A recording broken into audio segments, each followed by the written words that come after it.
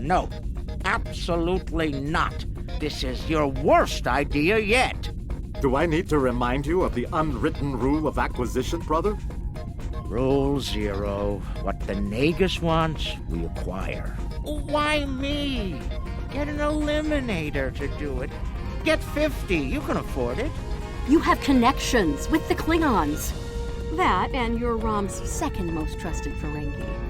What? Who's first? Nog? Pell? No. Moogie. Fine. Send her then. But brother, you did such a great job of rescuing her before. I also told your son to shoot me if I ever thought of doing something like that again. That's right, you did. Well, don't worry, he won't. That's not what I'm worried about. We need this, brother. We can't hold off the Hurk forever. Alliance forces are spread too thin to help, Quark. We need the Klingons, brother, otherwise we're doomed. Insanity! You don't even know where the Iconian fleet is, Rom. I don't, but Starfleet intelligence monitors all major threats, including the Iconians. Starfleet isn't in the habit of sharing classified data. If we can get access to a security console, we can extract the data. We'll need to keep the security officer on duty occupied. Oh, leave that to me, husband.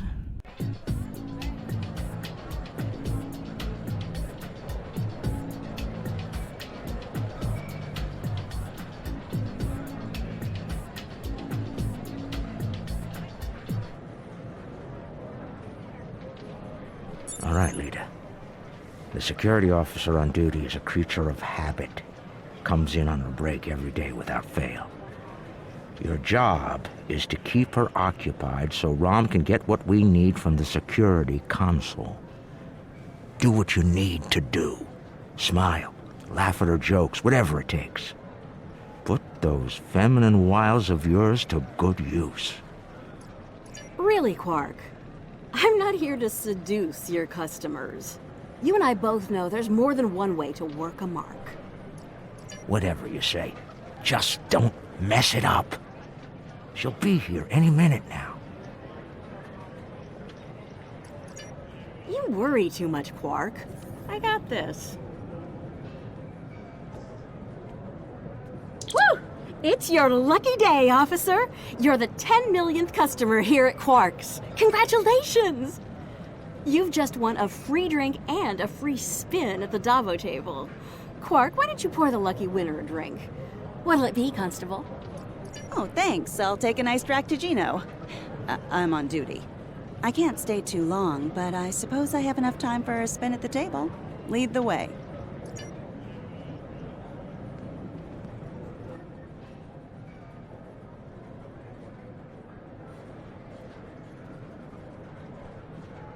Quark, will you turn that hollow me off, please? It's creeping me out.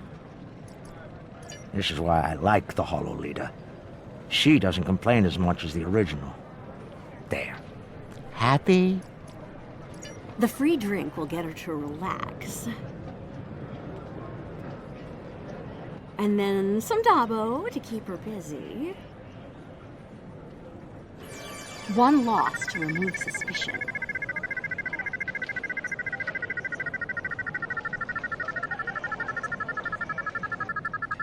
Oh, looks like my luck's run out.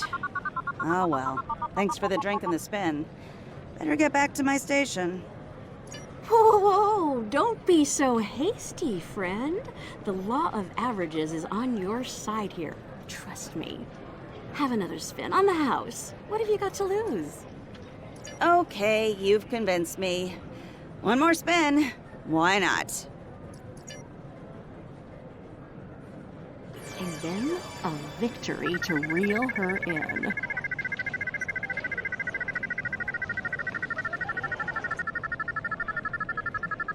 Dabo!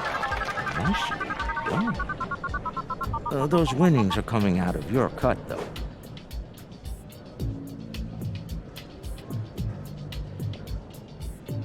Good, the guard's distracted. Time to go to work. Overriding this door panel should be child's play.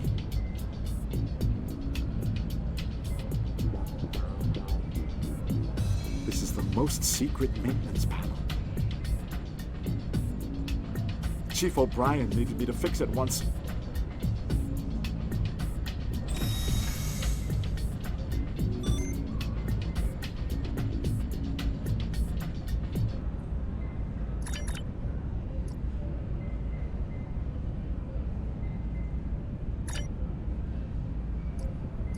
Once I'm in, I can install a back door. Then we can access the system from the console at Quarks.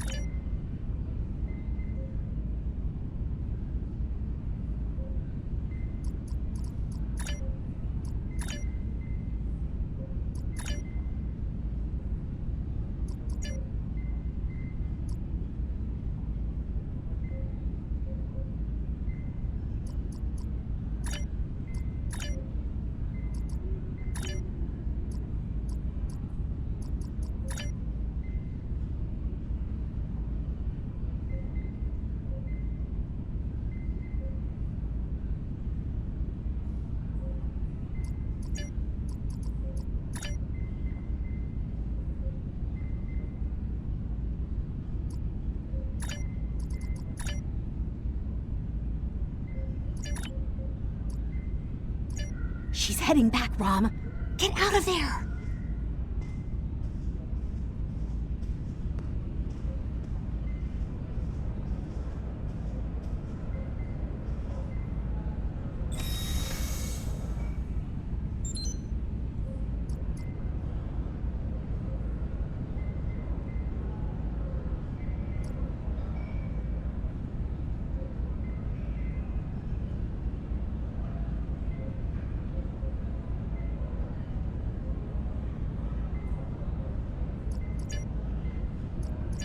Relax, everyone. It's done.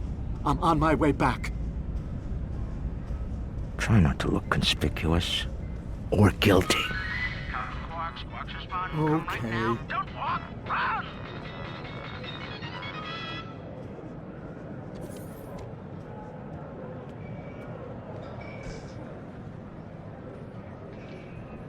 Can't believe you pulled that off. Being the Nagus hasn't made you go soft between the lobes. Let's figure this out before security gets wise. Use the console behind the bar and find out what you can about the Iconians. Oh, and while you're at it, look for any other useful information in there, too.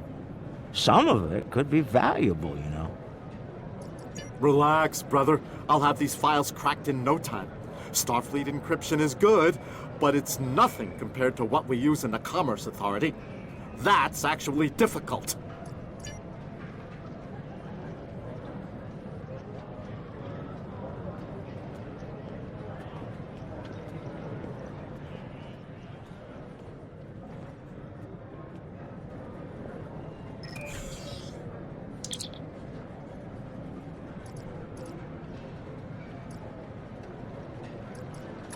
Intelligence Officer's Log, stardate 88039.8. Taket's fleet is currently in the Phoeben sector, moving through. Intelligence Officer's Log, stardate 87961. Intelligence Officer's Logs. Intelligence Officer's Log, stardate 88139.9.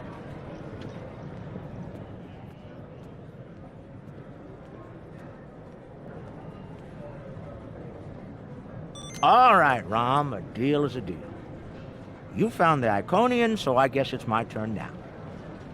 Time to put the team together? And that's the job. Confront. Where's Gala? Really? He shot the hostage last time. He's not invited. Brunt, your database skills should help us locate the package. Always happy to help, Grand Nagus. Retreat. Still a master of Rule 33. Aren't you, Brunt? It never hurts to suck up to the boss. Of course. I presume you'll need my ship again, yes? Not this time. We'll need a ship that can fight, just in case. And we'll have it, thanks to our friend here. Good. Everyone's here. Also, full consortium. Ugh, unbelievable! The table's rigged. I'm sure of it.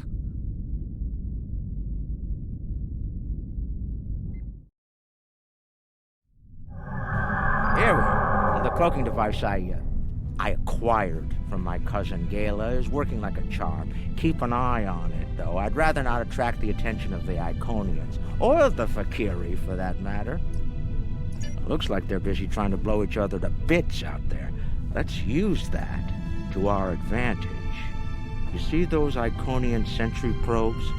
They use those to detect cloaked ships. So, you'll want to disable them before we move much closer. This cloak is good, but it's not that good. Getting in is the easy part. We're cloaked and unexpected.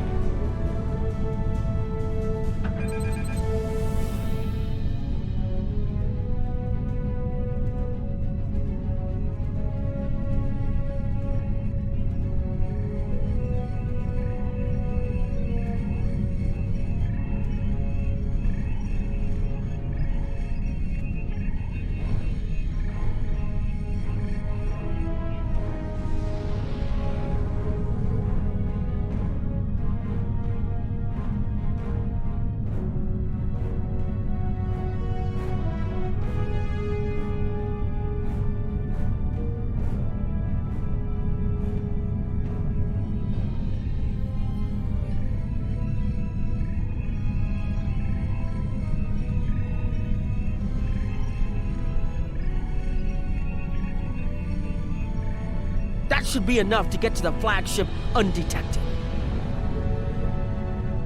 Well, we can all stop holding our breath now. It worked. If you'll be so kind as to fly us behind that massive Iconian ship, we'll be on our way.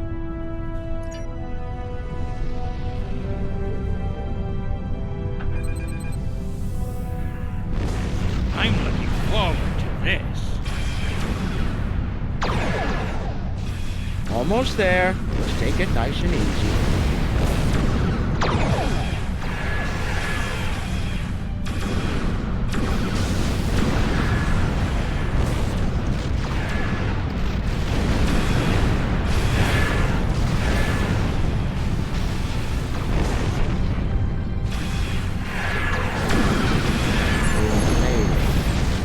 Can't believe I'm actually going to sneak onto a flagship there. Keep the engine running. I have a feeling we're going to need to get out of here. Never been this close before. Impressive. Terrifying, more like it. This is insane.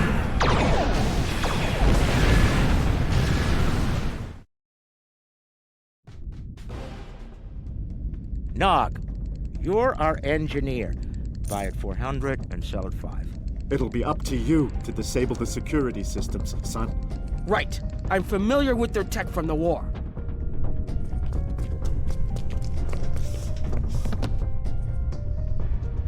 won't let you down, Father. Evade. We're up first, Nog. We need to lower the local security so Brunt and Lek can do their jobs. No problem. I memorized the schematics for this vessel on the way here. There are engineering consoles we can use for that nearby. Follow me.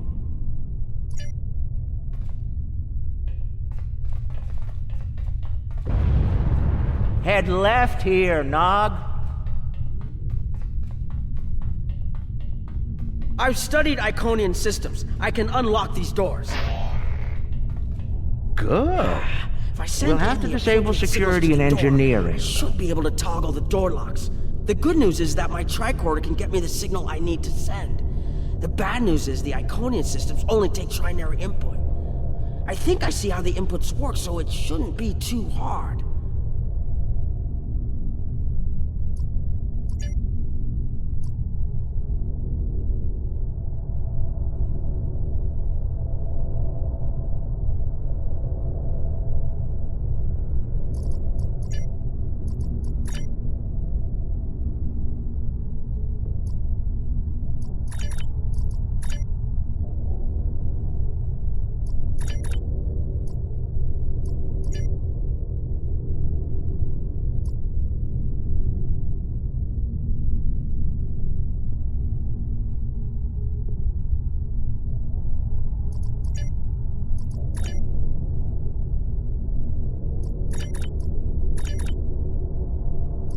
Got it. And we're done here.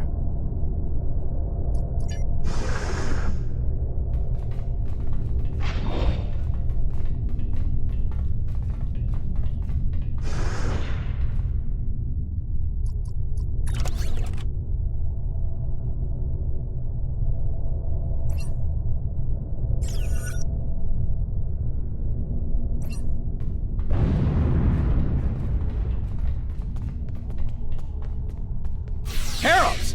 Don't worry, I can handle them. Crystal shield losing power.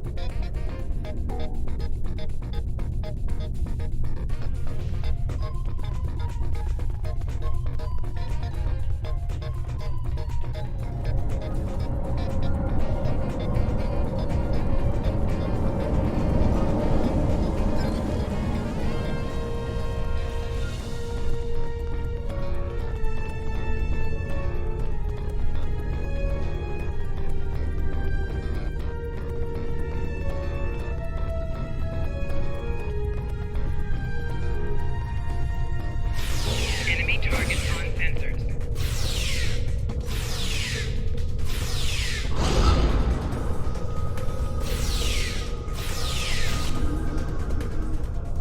Hold on, Uncle.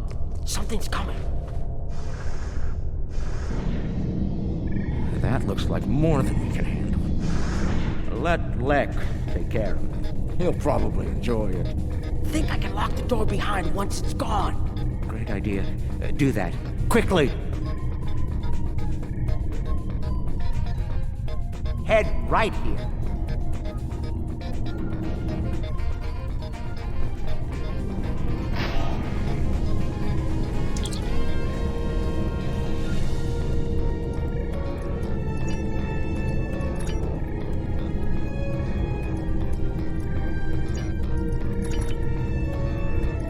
Got it. And we're done here.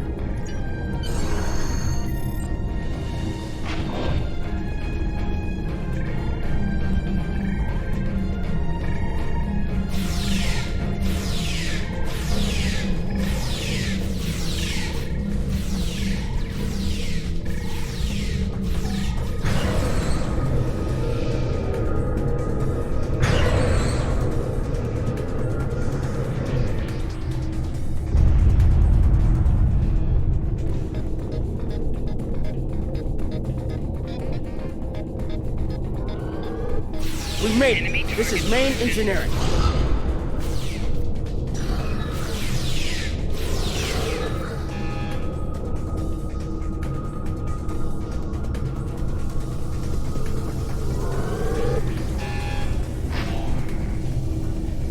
Security's offline. We're good to go. Can we drop their rear shield for a moment? From the other console? Why? You'll see. What's that, Uncle? Call it an insurance policy. Lek, how do you feel about Iconian heralds? Very dangerous. I look forward to shooting some. Sell at 250? Buy at 100. You'll get your chance, clearing the path for Quark and Nog. The riskier the road, the greater the profit. I'm in.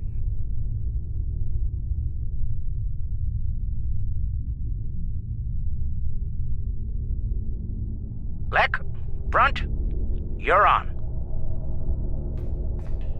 Brunt, FCA. I'm on my way. The hunt is on.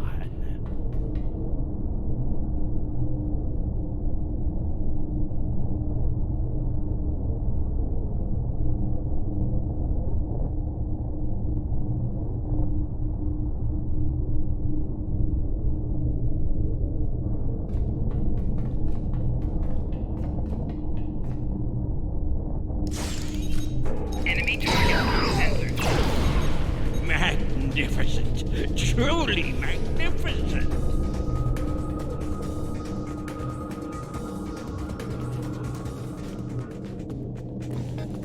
It's looking this way between patrol points. I should be able to sneak up on it if I duck behind the walls. Ooh, they fight back. Good, good.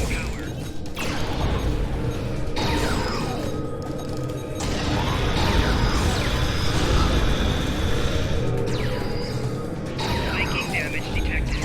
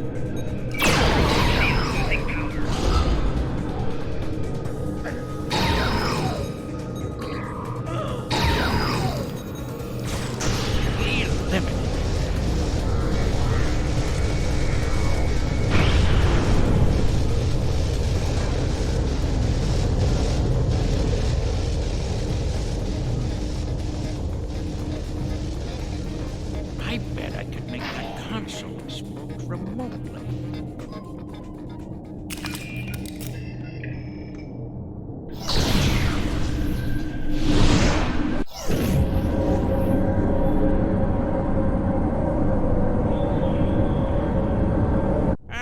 Not the explosion I was looking for, but it'll do. I found the package. The Iconian keeps it on display in what looks like a trophy room. And here I thought they were above such basic behavior. I've analyzed their patrol patterns, Lek. You'll need a clear path for Quark and Nog. I trust you'll keep the guards in that area occupied for a suitable period of time. Testing my skills against Iconians? This is worth more than latinum to me. Don't get your lobes bunched, Brunt. I'll clear the path for the others by any means necessary.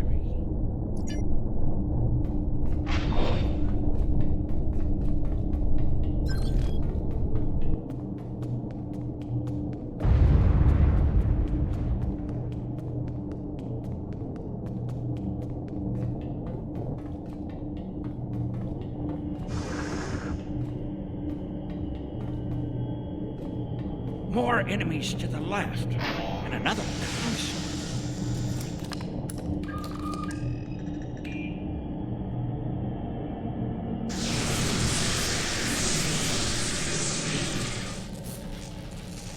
What?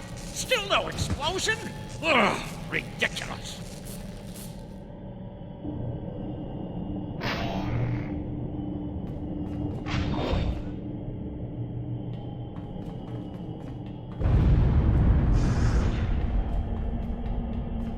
If I make some noise, the big one will come to investigate.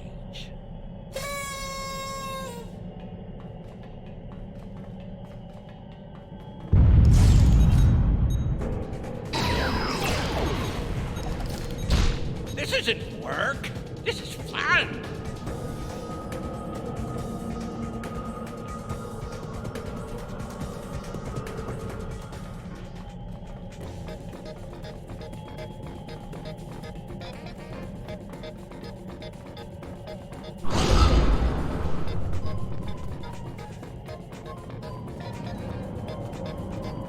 If I overload those conduits, I'm sure you'll make a big explosion.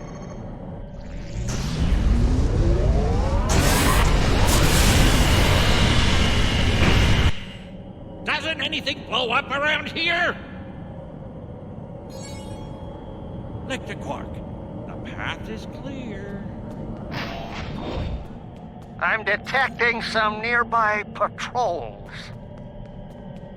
I want to see if I can cause a distraction. Hold on.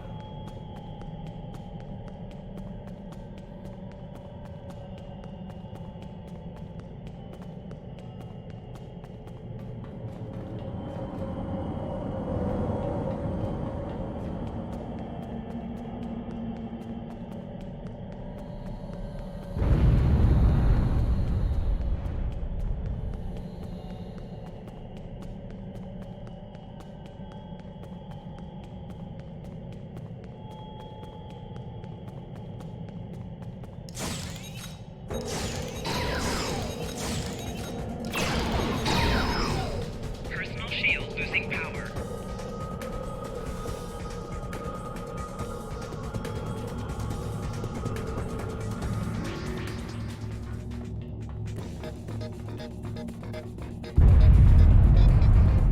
If I blow up that console, it'll cause a nice distraction. Nog, how do I overload these ridiculous Iconian consoles? Easy.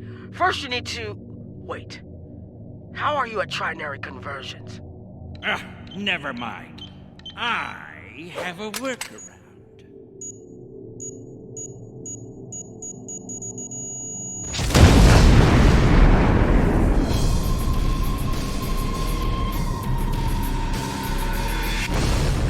Brother, you'll crack the safe. Once Brunt finds it, that is. Nice of you to give me the easy job, Rom. By that point, Lek will have eliminated their guards. We're talking about Iconians here, Rom. I'll be with you, Uncle. You'll be fine. Oh, I feel so much better now.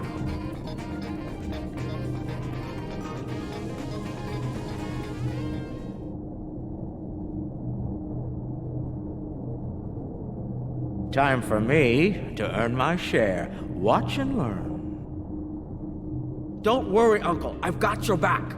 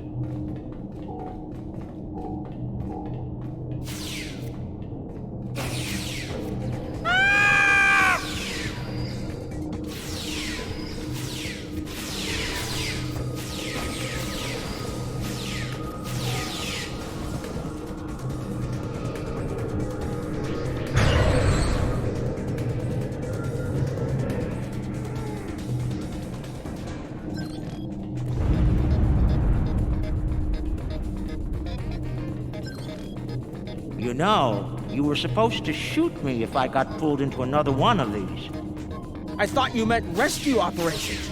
I can shoot you later if you'd like. No, it just wouldn't be the same.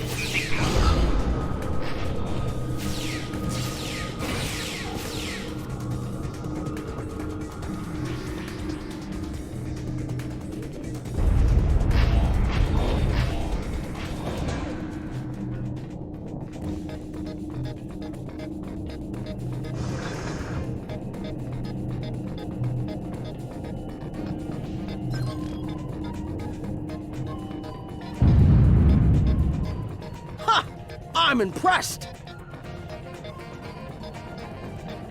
That's one word for it.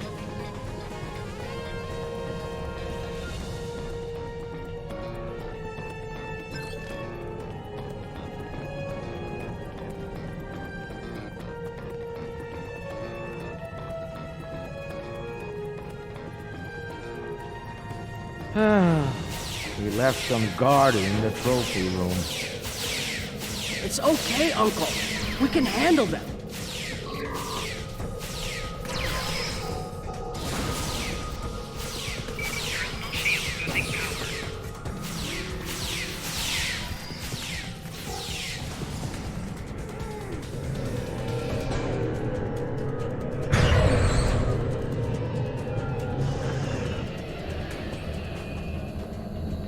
All right, now let's find the package. It has to be in one of the display cases around the room.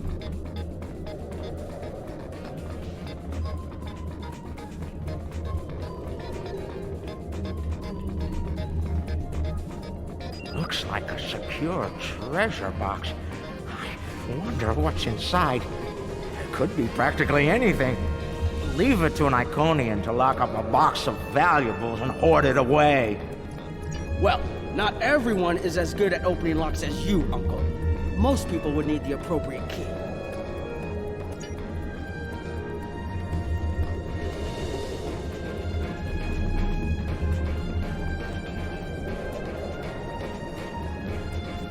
Is that part of an Iconian? Why would Tiquette keep a severed body part? That's insane. Tiquette lost her arm when she fought Kalis during the war. She's keeping it as a trophy or maybe a reminder of one of her few failures.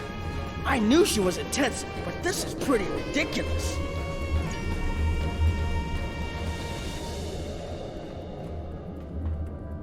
That's a lot of latinum. Impressive. I could buy a Starliner with that and have enough left to buy a condo on Ryza. Probably not beachfront, but it'd be nice. It's FCA graded, too. She must have gotten it from a Ferengi. Oh, tough break. Seems only fitting that we acquire it. Fine. Mind on the mission. Stop looking at me like that.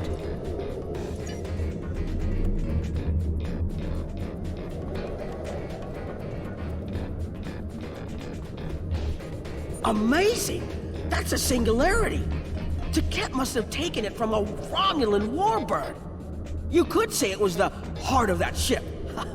Must have been a memorable opponent for her to keep that on display like this.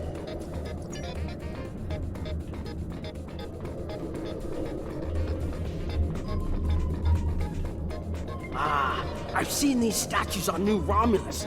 They were made by the Day Ones, a servitor race of the Iconians. Not sure why Tiquette would keep one of these on display. Maybe it's of a sentimental value to her, even if that's possible.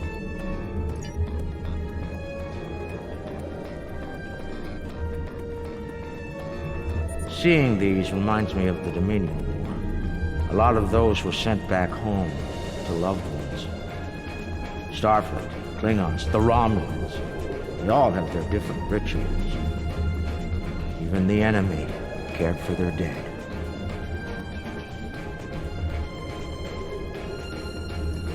And they say you don't have a heart, Uncle. It's too bad we don't have enough time to steal these and sell them back to the people who want them. 34th rule of acquisition, war is good for business.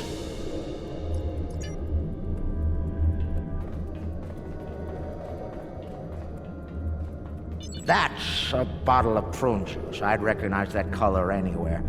Worf constantly demanded I have a bottle on hand at the bar. A warrior's drink, he called it. More like a torture drink. I tried some once. Let's just say that it was not a pleasant digestive experience.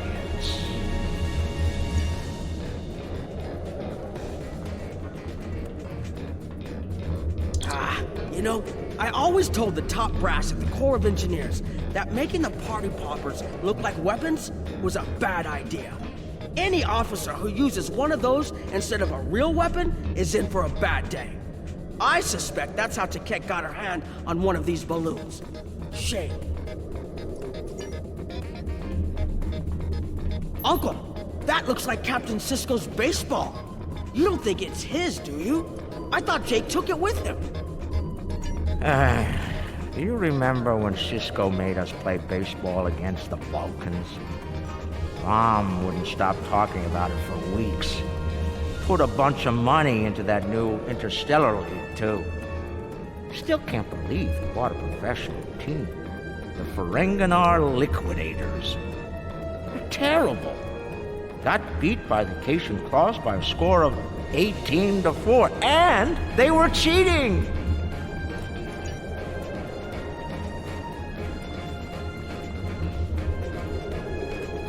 Interesting. I read about these at the Academy. Something called NASA sent them out on crewed space probes centuries ago to initiate first contact with alien life. I believe this contains audio files, animal sounds, music, language samples. My Earth history instructor would love to get her hands on this. We should, acquire it if we have the time.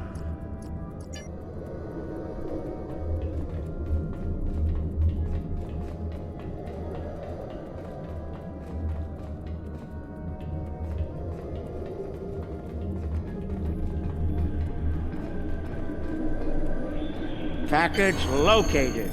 The Sword of Kahless. Now, we need to retrieve it.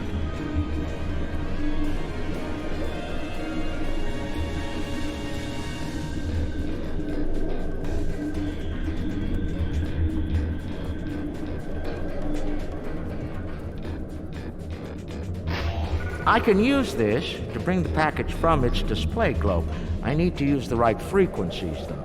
Enter the wrong one, and every alarm around will go off. The frequencies change periodically. Once I start this, I need to get them all, or I'll have to start over. I can just scan the machine for you. Should be easy enough to get the frequencies. You, of all people, should know that Federation tricorders record whatever they scan. Never leave a data trail. We'll do this the Ferengi way. It'll take someone with the lopes for the job. That's me.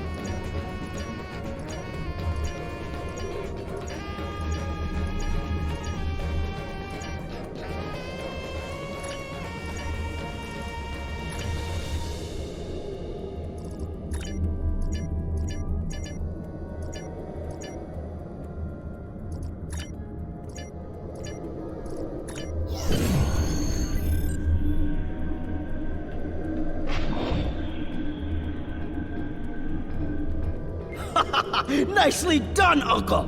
We did it! We actually did it! We shouldn't stick around, though. Let's head back to the shuttle before the Iconians figure out what we're up to. Rule 7. Keep your ears open and your eyes on the mark.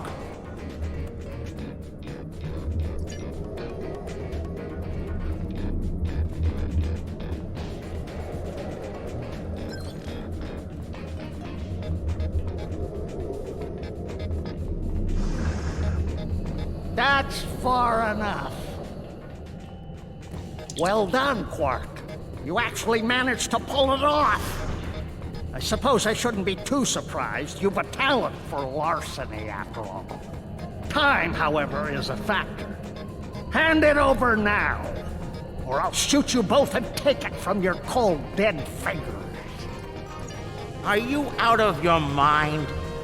Have you forgotten who Nog and I are related to? No payout is worth what will happen to you if you do this. Wrong. We'll have every Eliminator, Bounty Hunter, and Pirate in the 4 quadrants gunning for you. How did Lek put it? Oh, yes. The riskier the road, the greater the profit. Wise words indeed.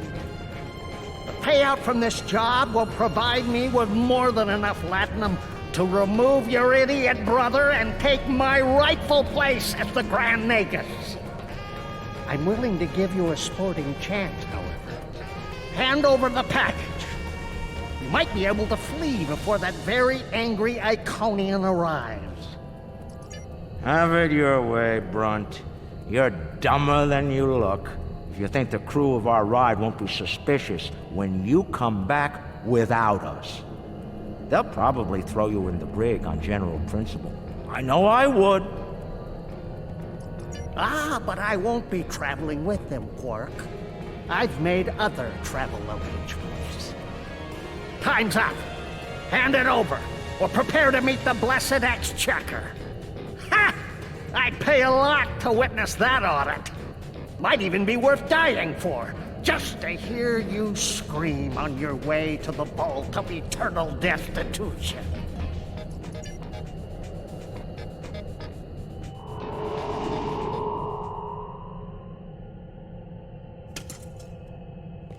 Goodbye, Quark.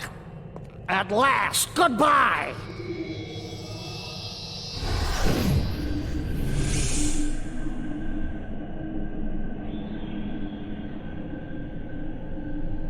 Nog! Now! Wait!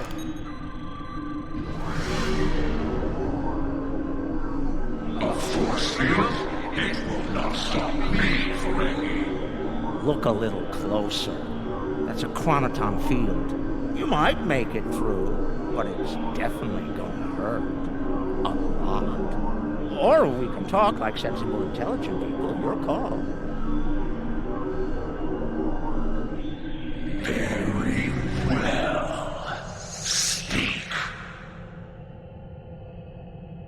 Your crimes are numerous. You breached my security, damaged my vessel, killed members of my crew, violated my sanctum, and stolen something very precious to me. Each is punishable by death.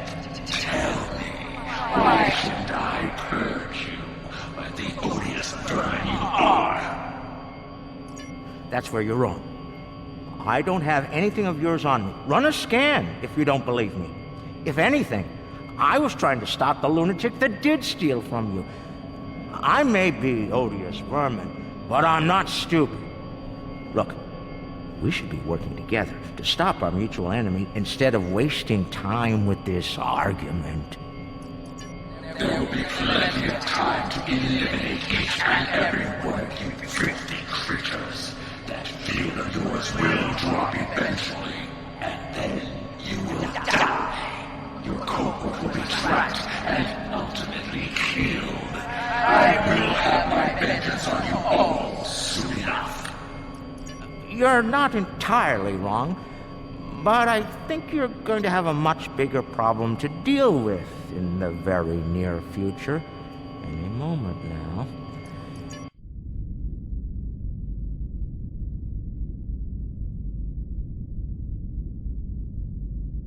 Remember this? A little something we picked up on Karema.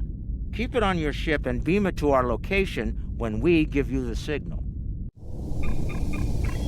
What's that, Uncle? Call it an insurance policy. You might make it through, but it's definitely gonna hurt. A lot. Or we can talk like sensible, intelligent people. Your call. Explain yourself. Speak what you They're called Herc. Maybe you've heard of them. Real nasty dispositions. Eat everything they come across, and now they've come across your fleet. You Iconians are tough, but you're not invincible. Against the Fakiri and the Herc, those are some pretty long odds, Tiket. Here's how this is going to work. You're going to let us go, and in return, I'll disable the device that's bringing every Herc in the quadrant here to chew on your ship. We'll go our way, you'll go yours. Otherwise, we'll wait and see what happens first. My field drops, or you and your ship become the main course at the Herc buffet. I agree to your terms. Go! Get out! Leave my ship and disable your wretched device. Know this. You've made an enemy today for me. I am patient. I will avenge myself. You will pay for your crimes. Right. Then we have a deal. We'll be on our way then. I'll take care of your Herc problem once I've made it to a safe distance. I'd say it's been a pleasure, but we both know that'd be a lie.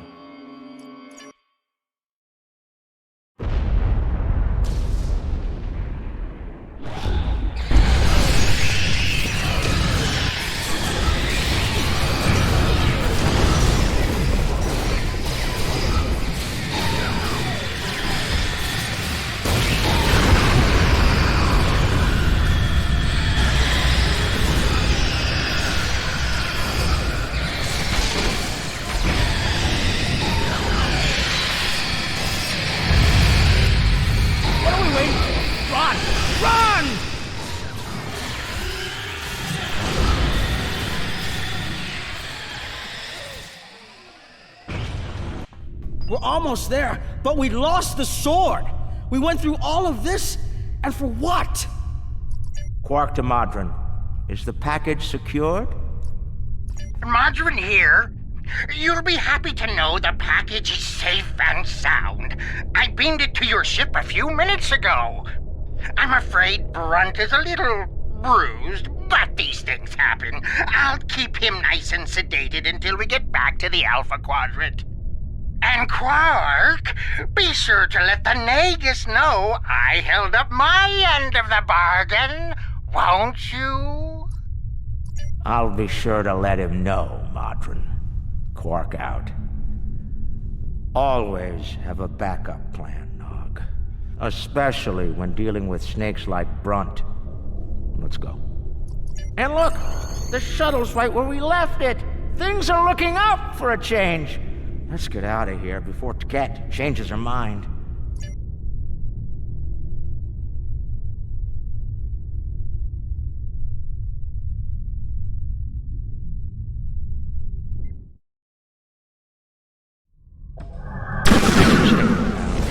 Now, if you don't want us to get back to DS9, very frankly, I don't need to excuse to kill us all.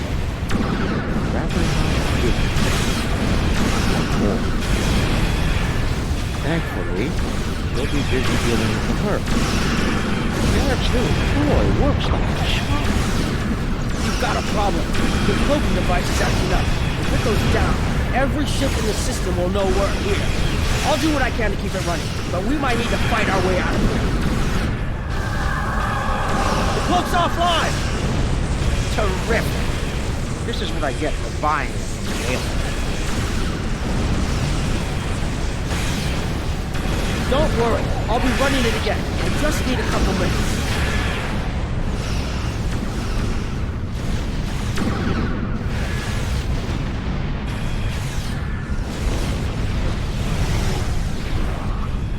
Where's Brad? He's found another way back.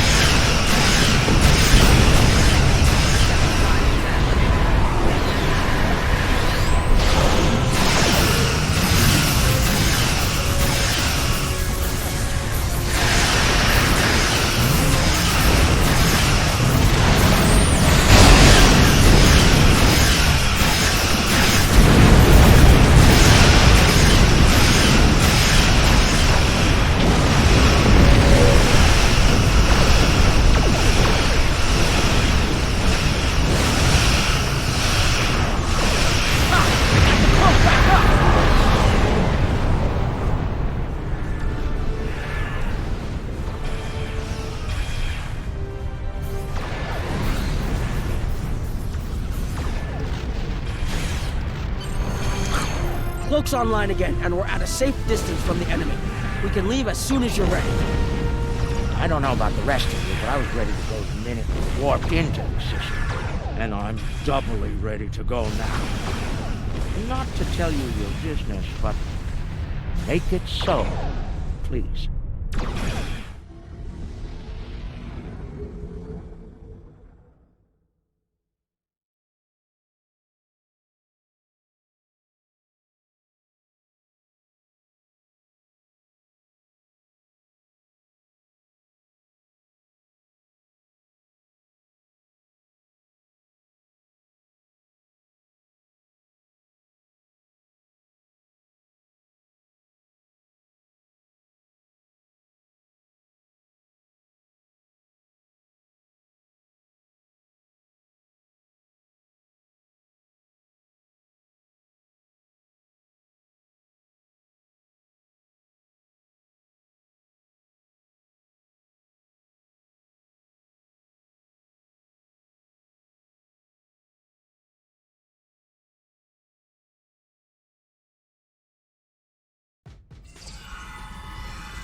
Quark and Nog told me you did a great job keeping them all safe.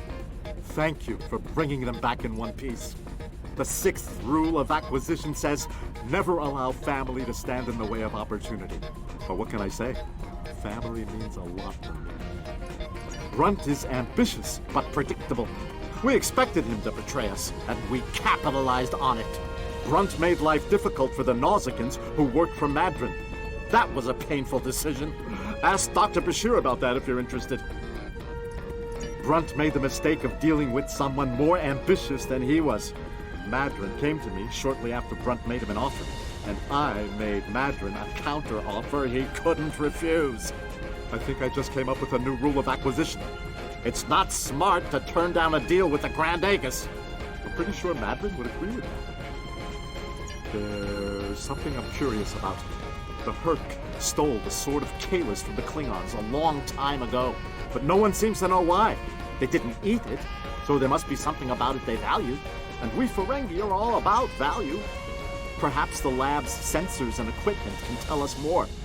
Maybe it's made of a rare, precious metal.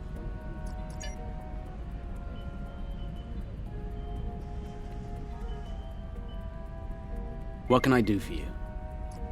Well, he's got a deep contusion of the auricular lobe and a possible dislocated malleus.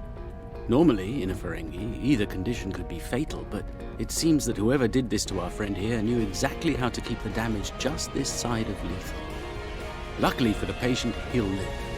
Unluckily, there's only so much modern medicine can do to numb this type of pain. Quark and Rom don't seem too concerned, though. And they'll both pay for their crimes. Ah! If you say so, Brunt, but the Grand Nagus has other ideas, I'm afraid. And I hear that Ferengi prison is unpleasant. None of the Ferengi were willing to tell me what led to Brunt looking like he went 10 rounds with the Gorn heavyweight champion. Care to enlighten me?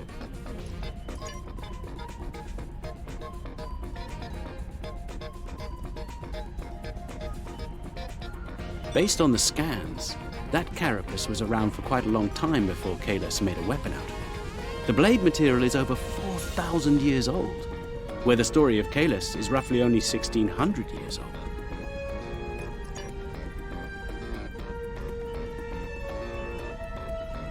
Now, this is interesting. These readings indicate that the Sword of Kahless is made out of biological material with a germanium base.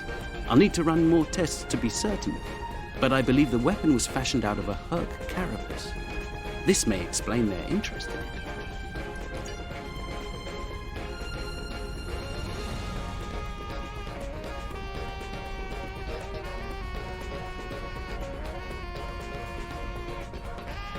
I'm reading traces of multiple radiation types within the blade. Discounting the type that likely came from the Iconians, there are still clear traces of thermobaric and tetrionic radiation. I believe we could cross-reference Alliance and Dominion star charts and easily determine where these traces of radiation originated from. We have a 4,000-year-old weapon made of a Herc carapace. My analysis of the radiation within the blade should allow us to narrow down its point of origin. I've had the computer working on that as we speak. Let's have a look. Cross-referencing all known Alliance and Dominion star charts, and voila! There's one system that contains all of the conditions we've isolated. Havas Kul, at the edge of Dominion space. It's possible we've just discovered the location of the Herc homeworld. We should forward this information to the appropriate parties at once. This could be the breakthrough we've been looking for. Sounds impressive and valuable. Rule 21, Quark. Never place friendship above profit.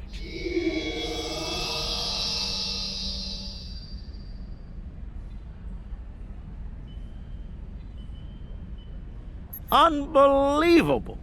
I knew Brunt was a snake, but Lek? Guess I should have known better. The bigger the smile, the sharper the knife. And Lek's got plenty of both. He's a fool if he thinks he can steal from me! I'll have every eliminator, bounty hunter, and pirate in the 4 quadrants gunning for him! No one steals from the Grand Nagus and lives to profit from it! Considering how angry my father is, the Klingons will be the least of Lek's problems. I haven't seen him this mad since he caught me... Well, we don't need to get into that. Despite everything that's happened, we'll hold up our end of the bargain. I'll be in touch when everything is prepared. And remember, this operation never happened.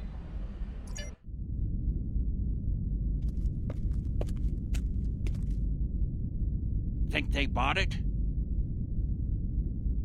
Completely. As far as they're concerned, the sword has been stolen. You, might want to lay low for a while, though. Opportunity plus instinct equals profit. Well done, brother. The Sword of Kahless, as promised. Once again, the House of Quark delivers. Martok will be pleased. So will I, Grilka, once the payment clears. Pleasure doing business with you.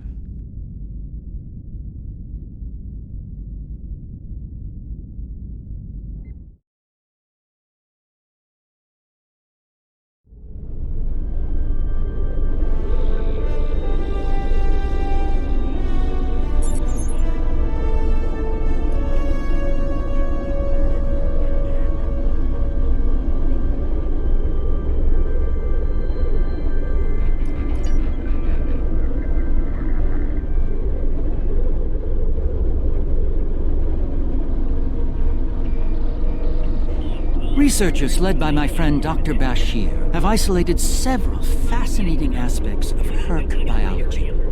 I'm told this data provides insight on their native environment, specifically a metallic planetoid orbiting a pulsar within a nebula.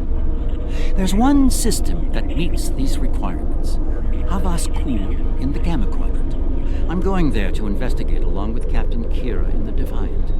Dr. Bashir will accompany us as well. His insight will be critical to the mission's success. The doctor believes we'll find what we need to end this conflict on Havas Kul. If he's right, and he often is, I'm willing to travel to the heart of enemy territory. Won't you join us?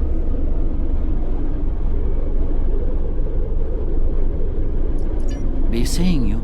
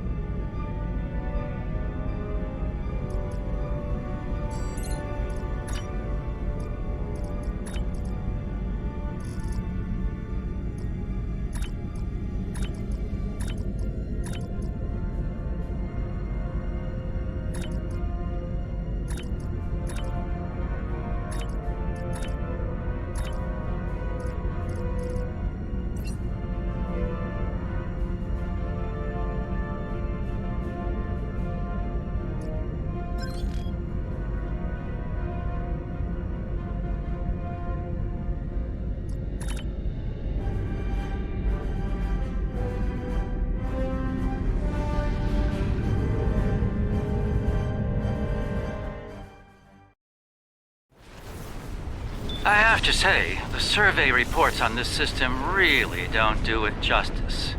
A nebula, a pulsar, dark energy, and the Herc homeworld. Nor I. Isn't that strange? One would think they'd place a heavy guard on their home system. How peculiar. Let's use this opportunity to look around. Quietly, of course.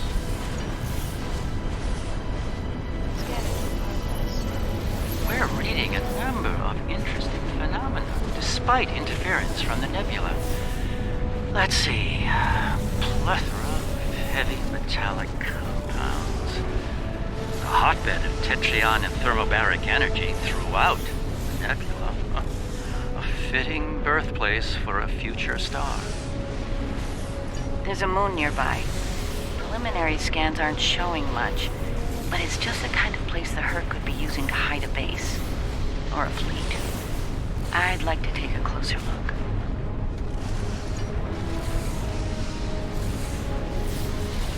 The pulsar's throwing off a lot of hazardous energy.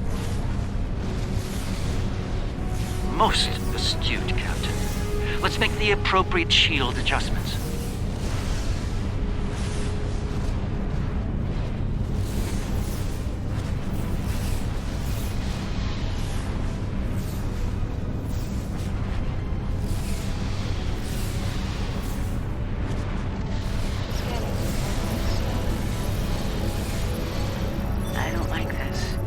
Scans are showing a lot of bare rock, but no metals or compounds. It's a lot like... Like it's being completely stripped of anything remotely useful? The calling card of the Herc, if I'm not mistaken. Perhaps we should send down a probe, just to be absolutely sure. There could be some Herc down there, hidden by the nebula's effect on our sensors. It's barely Class D. No metals, complex compounds, liquids, or atmosphere. The interior is a complex maze of tunnels. Thousands of them. This matches Herc patterns we've seen elsewhere. They've been here. The probe is online and transmitting. Our science teams are taking a close look at the incoming data, but it doesn't look terribly promising. Shall we forge on? There's a lovely planet nearby, no doubt filled with a bounty of toxic rocks and metallic salts.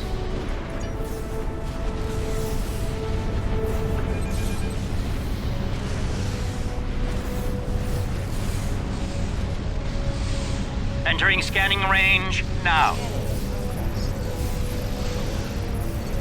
These astronomic readings are strange. The planet has a highly eccentric orbit. Looks like it collects matter from the nebula as it sweeps around the pulsar, all while being bombarded with radiation. Definitely not habitable by most standards, though it's not quite demon class. An orbital period of several thousand years. That explains the Herc life cycle. They must hibernate while the planet is at the far range of its orbit. This orbit coincides with the previous emergencies of the Herc. The 1,000-year cycle explains why they appear suddenly, then vanish just as quickly. We're reading complex structures here, along with power systems and technology. This could be a base of operations for the Herc. It appears to be deserted. Why don't we take a look around? This could be a prime opportunity. Let's meet on the Defiant. We'll need to make some preparations before we send an away team down there.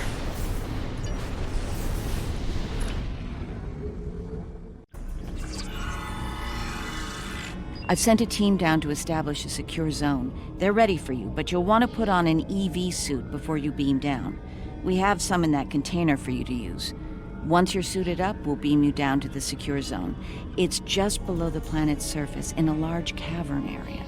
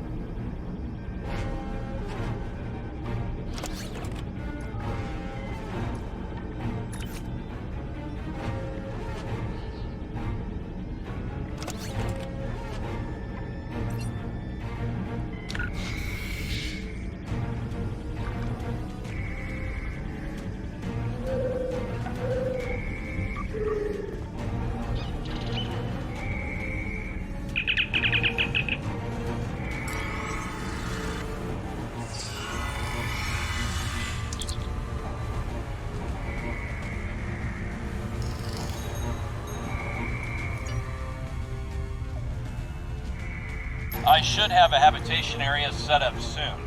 We can replace the reducing atmosphere in this cavern with standard oxy-nitro and warm things up a bit. Kane's keeping watch, and Weir is looking into other connected areas. We should have a perimeter field up within a few minutes.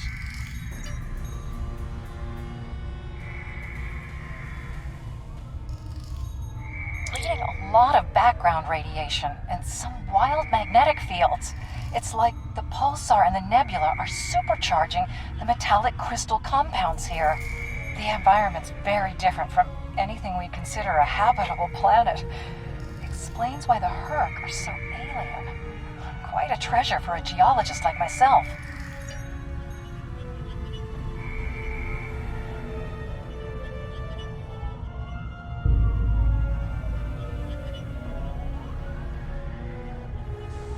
Everything's in order here. Define, do you still have a lock on us? Affirmative.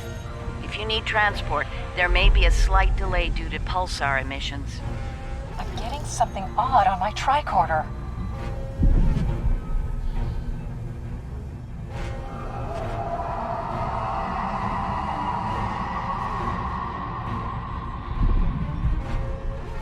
Up there!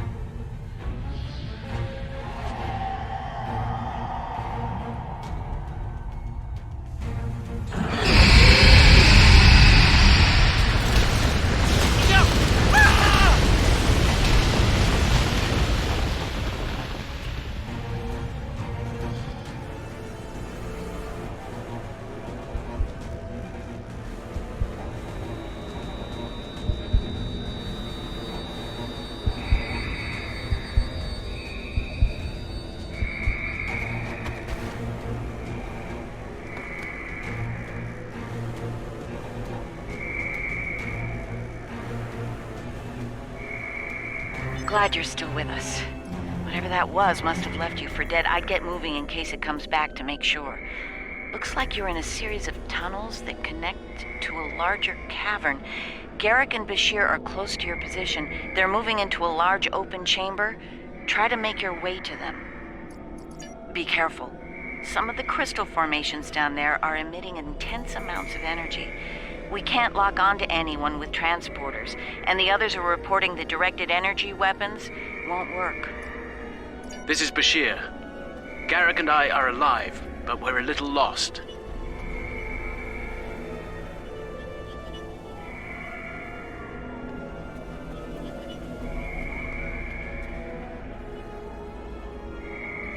Keep moving. You should head up to another chamber.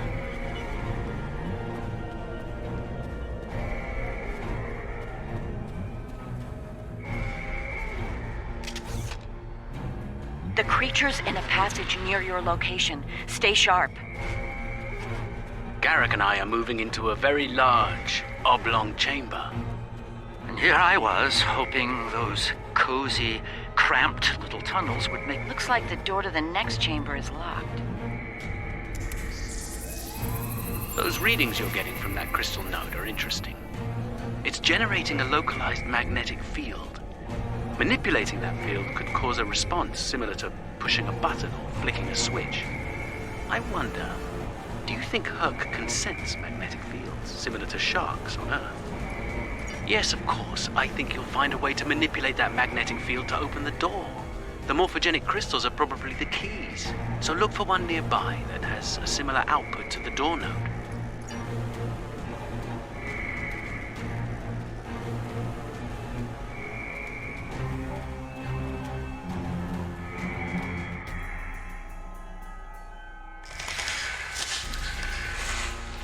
The readings I'm getting on that crystal are weak. It probably isn't usable.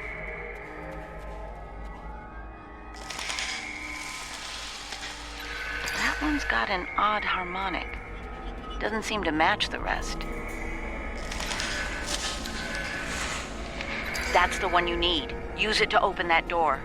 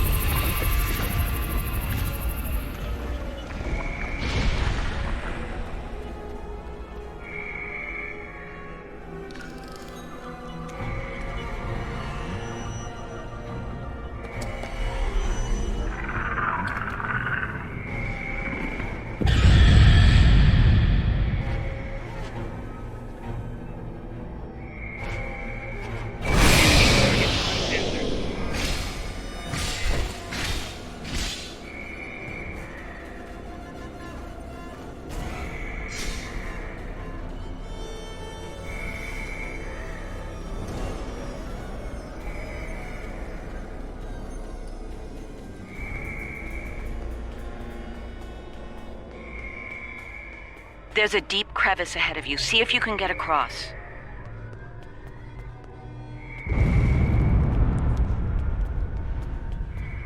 Hazardous energy and anti-gravity ahead. Use your thrusters. Creatures turn back. Must not like anti-gravity.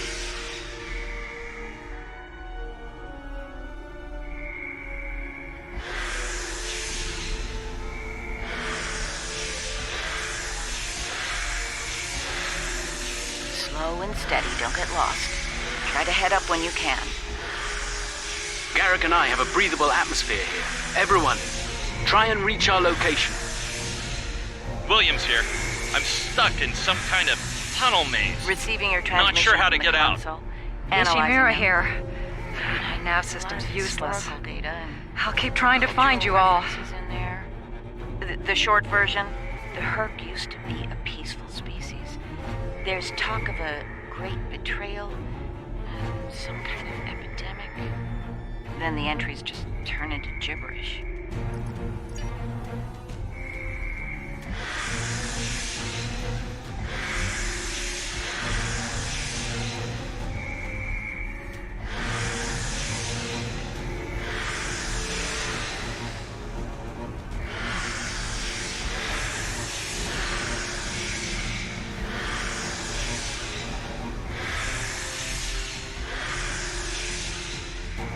This one looks like technical data. Interesting. None of their starships had weapons until 2,000 years ago. Their first designs were way ahead of most species at that time, though. Huh. How did they go from geniuses to the ravenous eating machines we're dealing with now?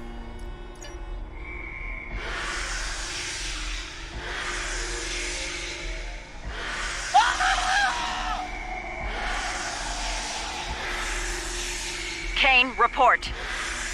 I just lost crewman Kane's vitals. Weir's comm signal is down, but he's still alive. Keep an eye out.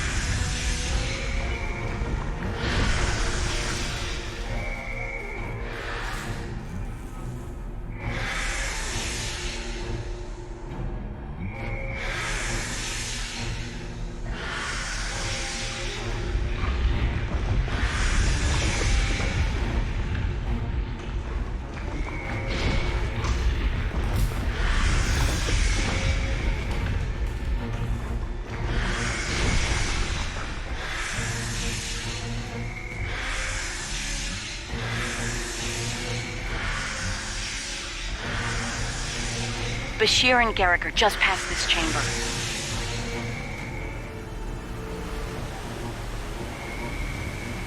We're picking up some interesting tech on sensors. Interesting and old. Very old.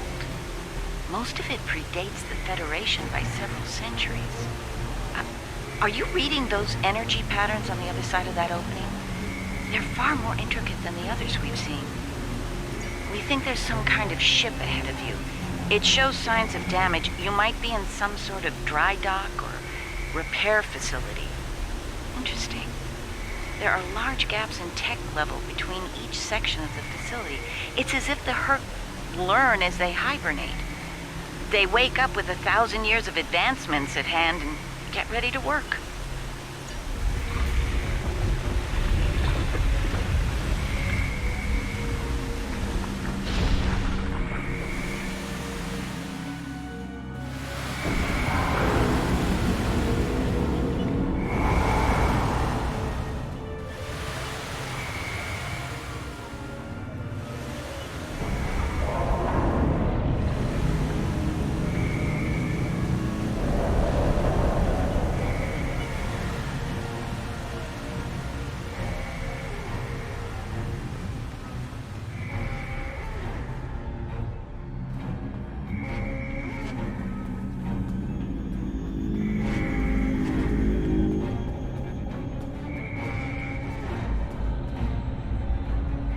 Pleasure to see you. We'll need all the help we can get if we're to leave this world alive. To that end, the good doctor and I have started to make sense of our surroundings. We seem to be in some sort of Herc command center. From here, we can begin to restore power in critical systems. Herc technology is driven by electromagnetic manipulation of morphogenic crystals.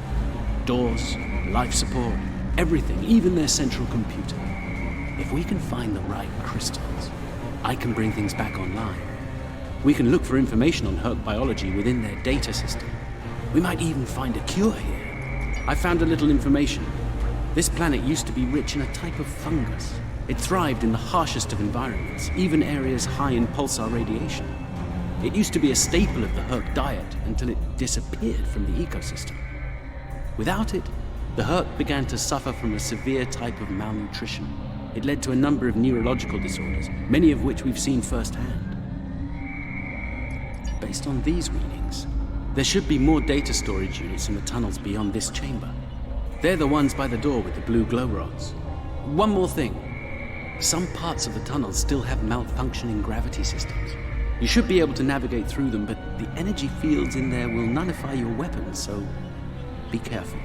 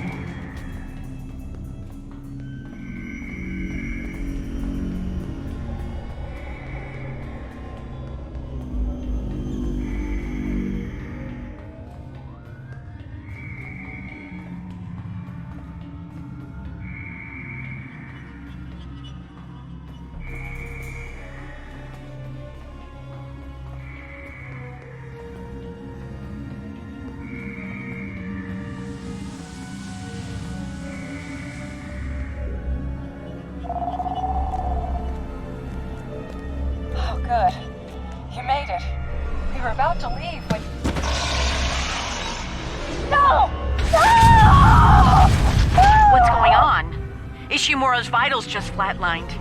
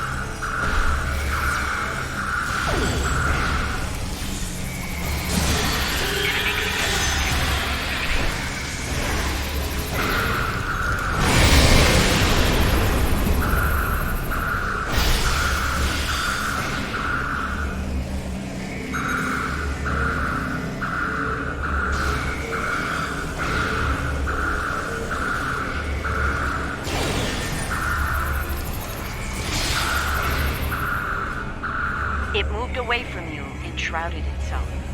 Send your officer to me so that I can address any injuries.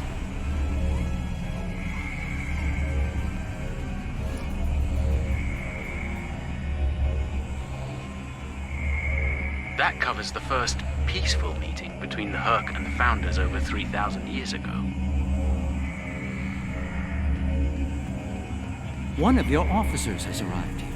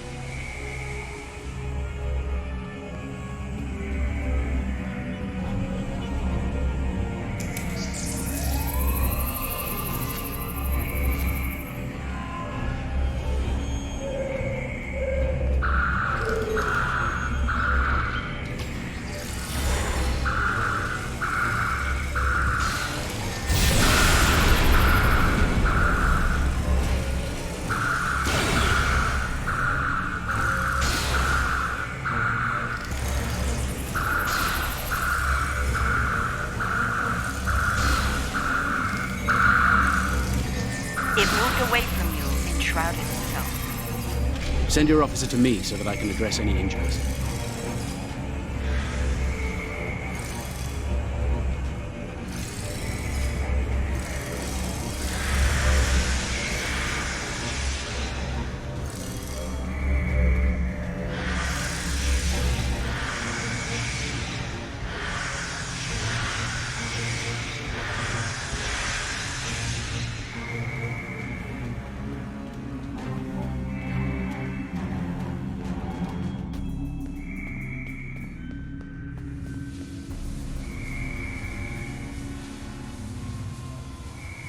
My God. The enzyme the Herc needs is a precursor to Ketracin.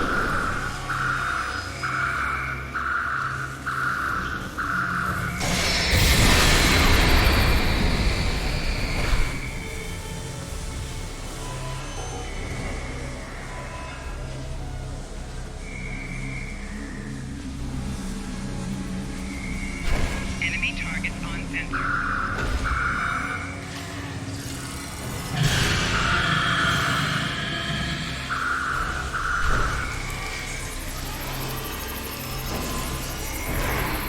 It moved away from you and shrouded itself.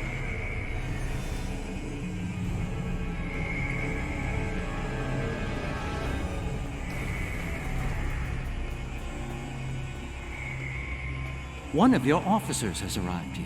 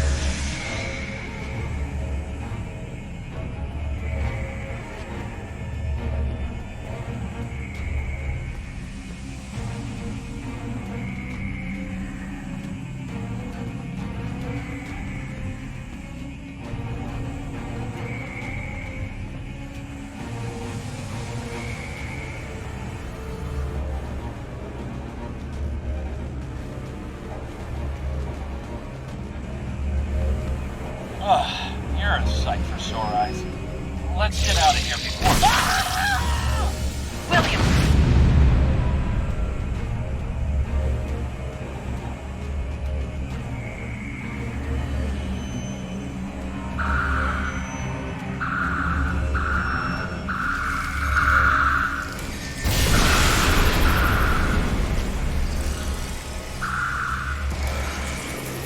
Send your officer to me so that I can address any injuries.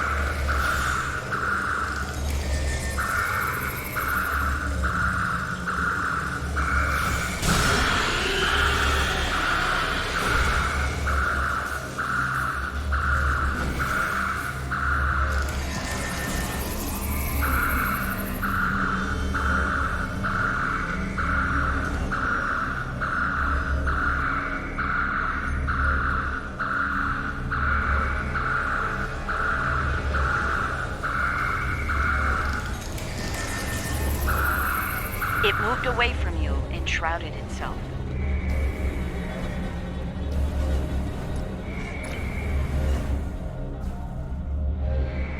The Herc tried to synthesize the enzyme they needed for cognition, but failed.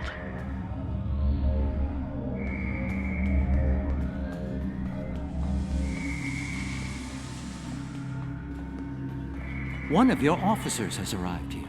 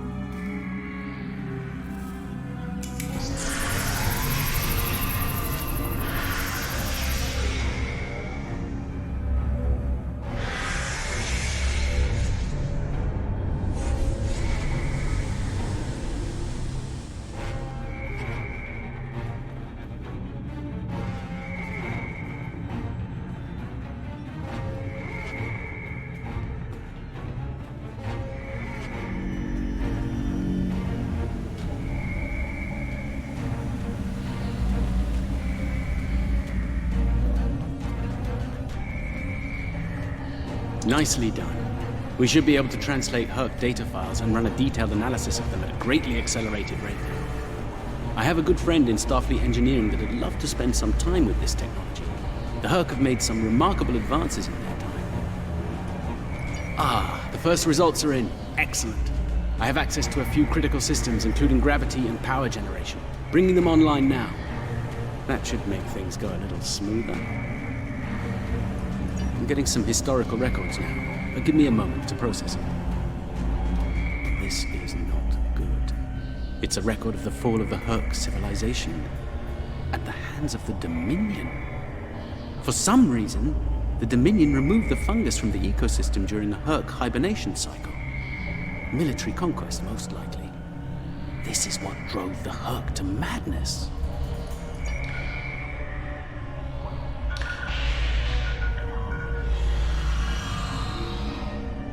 It appears we have some uninvited guests. You're a long way from Zenketh, Admiral. Yes. To what do we owe the pleasure?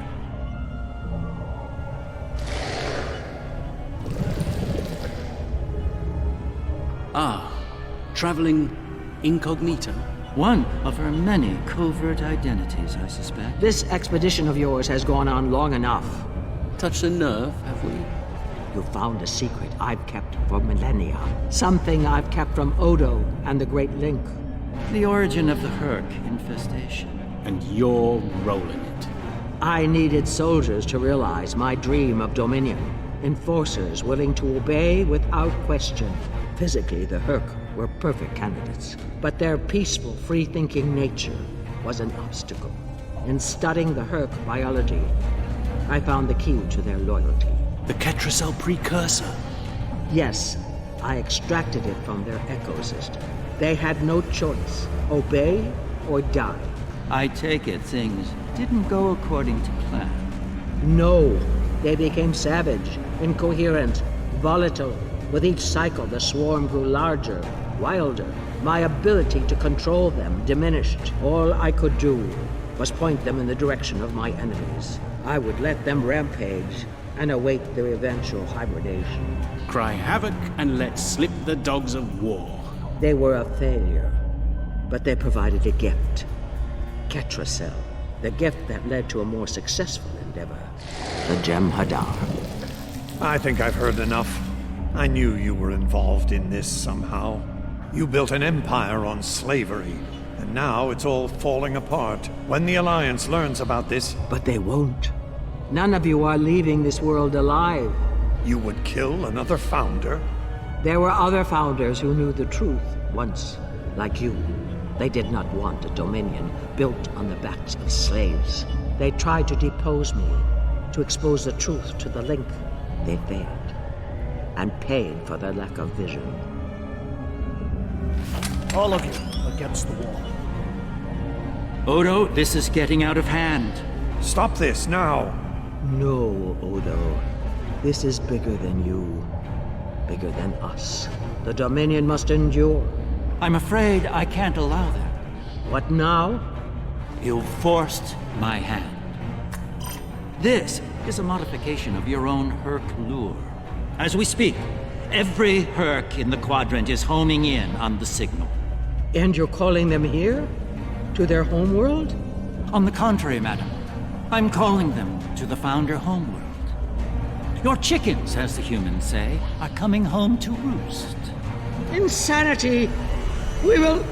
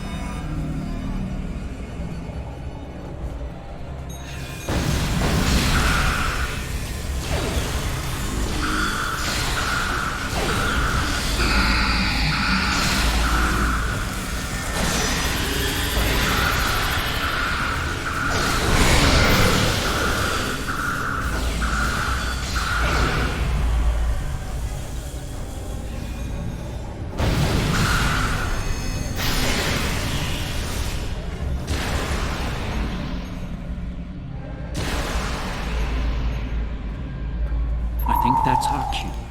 Now that we have restored operations here, our ships will be able to lock onto us with transporters. I suggest we take advantage of this while we can. You did this? All of you? You killed a god? My god? My beautiful founder. Gone forever. I loved her so. And now you'll pay the price. Guards! Enough, Wayun. All of you, stand down. No! You betrayed her! And the Dominion! I will carry out her final order! That founder is no more, Wayun. This founder has given you an order, and you will obey. No! He is no founder. She was a founder. He is a traitor! Guards! Shoot to kill! All of them! Belay that order.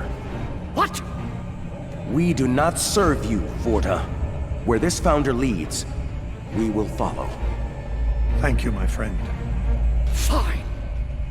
Then I'll do it myself. Take Wayun into custody and return to your ship. We have business at the home world to attend to.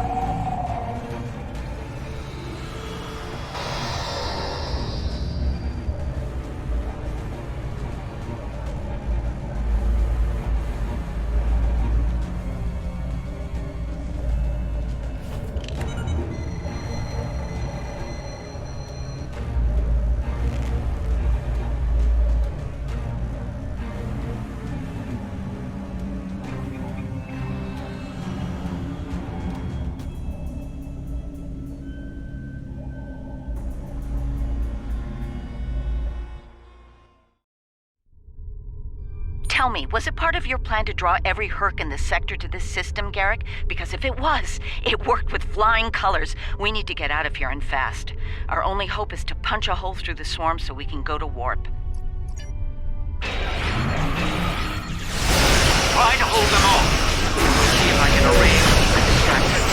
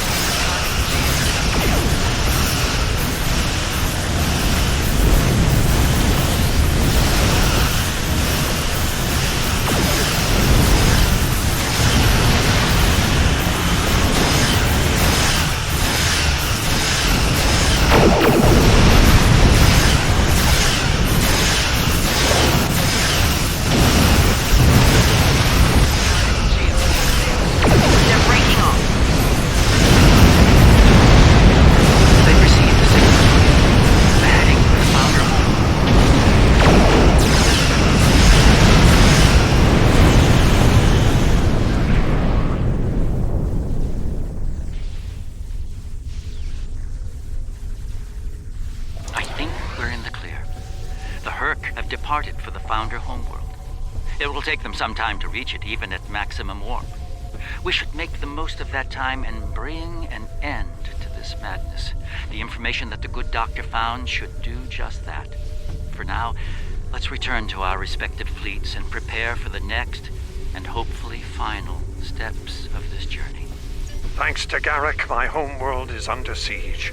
I realize there's not a lot of love lost to the Founders these days, but if the center of the Dominion falls to the Herc, the rest of the galaxy will soon follow suit.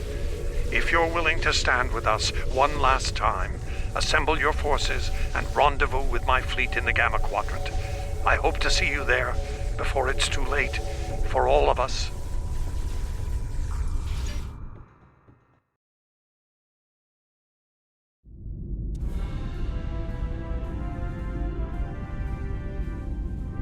There's a certain poetic symmetry at play here. The Dominion are about to receive their comeuppance from one of the many species they've abused. Regrettably, we Cardassians have some experience in such matters. Of course, our work is just beginning. We need to formulate a cure for the Herc before they devastate every system in the quadrant. Hopefully, we can achieve this lofty goal before they make a meal of the Dominion. Then again, science is often a lengthy, perilous process. I'm certainly glad to put Havas Kul behind me. Small, dark passages are not a passion of mine.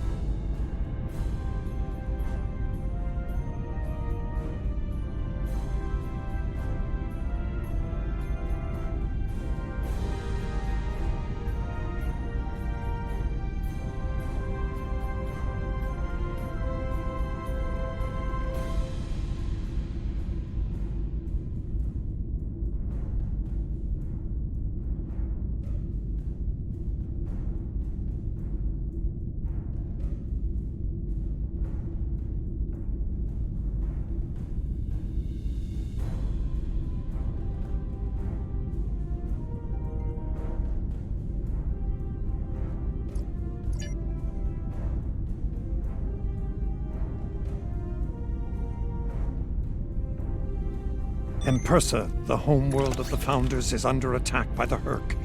This is our darkest hour. If Empersa falls, the Dominion will come to an end. I'm asking you to join in the defense efforts as soon as you can. A task force will assemble at my fleet's location in the Gamma Quadrant and warp to Empersa from there. Remember, if we fall, the Alpha Quadrant is next. It's time to make a stand. I hope you'll join in the fight.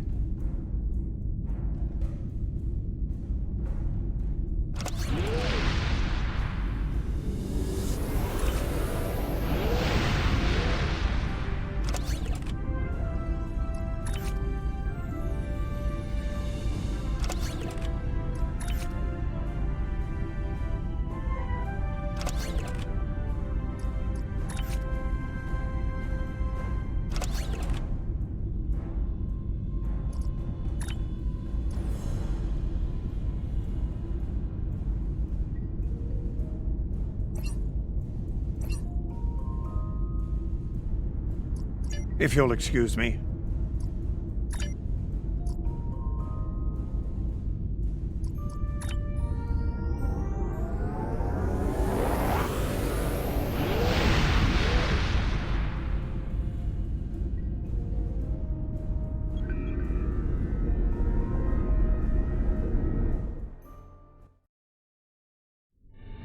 Previously on Star Trek Online, the Dominion as you know it is on the verge of collapse. Without your help, the Herc will win the war of attrition. What's happening? Yes, Garrick, I found your mysterious widget. What is it exactly? It's not Karemin tech. I found a similar device on Bejor. These devices called the Herc, and we put them there. The other Founders are hiding things from me. Odo, look out! Hold your fire. I think it's trying to communicate. We can't hold off the Herc forever. Alliance forces are spread too thin to help, Quark. We need the Klingons, brother. Otherwise, we're doomed. The Sword of Kahless, as promised. Once again, the House of Quark delivers. Martok will be pleased. You found a secret I've kept for millennia. The origin of the Herc infestation. And you're rolling it. The Dominion must endure. I'm afraid I can't allow that. As we speak, every Herc in the Quadrant is homing in on the signal. And now the conclusion. I arrived here ahead of you, and I've already engaged the Herc near the planet. You've made your point, Garrick.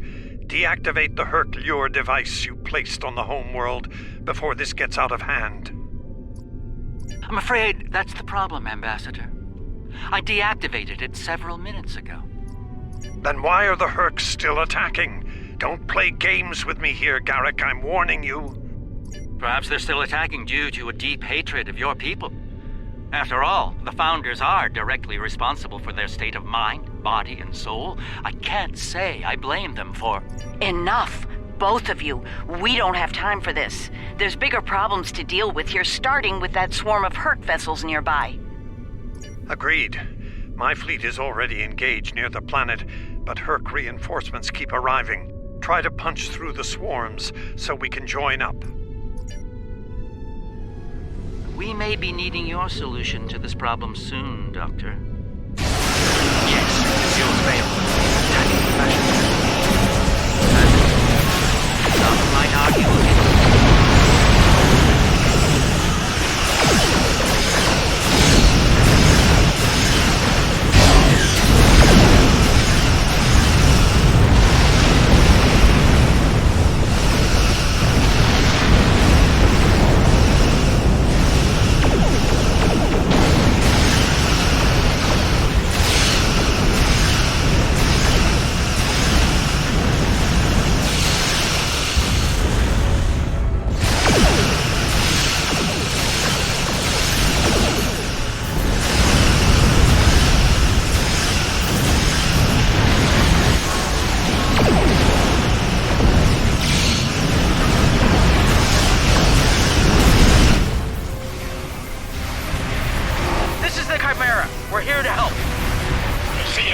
steadfast stands ready to assist you as well.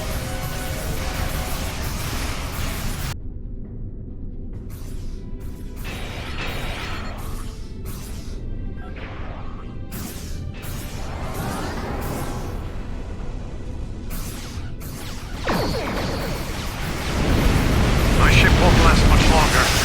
We need to deal with the swarm attacking it immediately.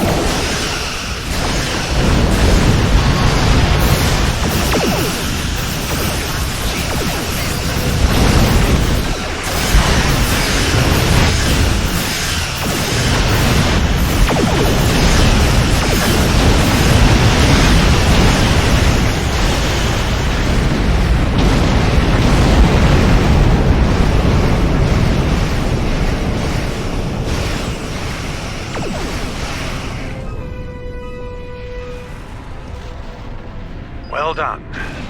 The ship's taken heavy damage, but she'll survive. Well, we've bought ourselves some time. Let's hope it's enough. Julian, is your plan ready? It may be our best hope to end things now. It's as ready as possible, Captain. The challenge of frontier medicine, I'm afraid, is that there is never enough time. I've created a program that will enable the Herc to synthesize the compound they need to come to their senses. I've also put together a core sample of the compound for them to utilize in mass production. That is the easy part. And the hard part? What do you need to make this happen? From what we've learned about the Herc, the best way to make this happen will be to enter the data into one of their core computer systems. It'll need to be a command-level system with fleet-wide override authority. Systems of that caliber are only found on Herc dreadnoughts. There's a Herc dreadnought heading toward the planet as we speak. It's slow, so we should be able to intercept it. I recommend we engage that ship and disable it, if possible. We'll need to get a team on board to carry out Julian's plan.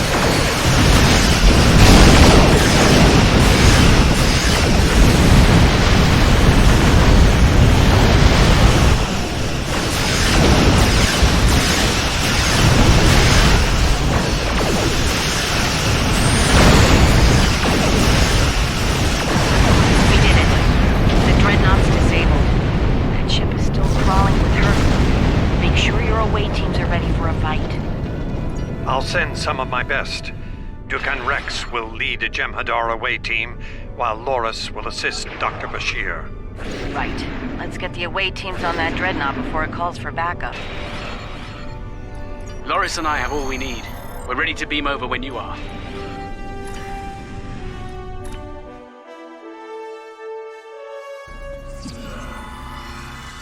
We'll need to find their central computer core. Once we're there, I'll begin the override process that will allow us to transmit our data on the cure.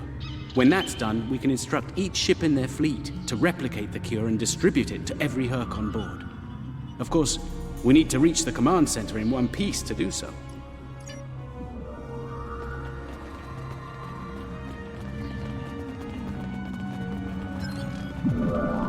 Enemy life signs ahead. Get ready to fight.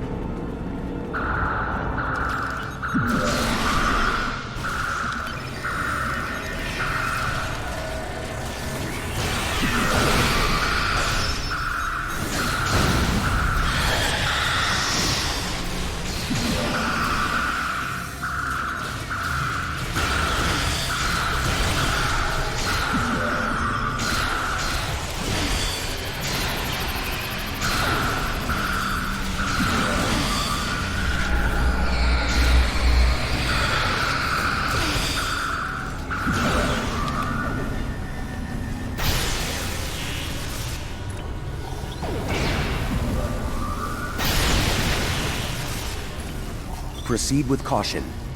I'm reading numerous hazards in the area. This section of the ship has taken heavy damage.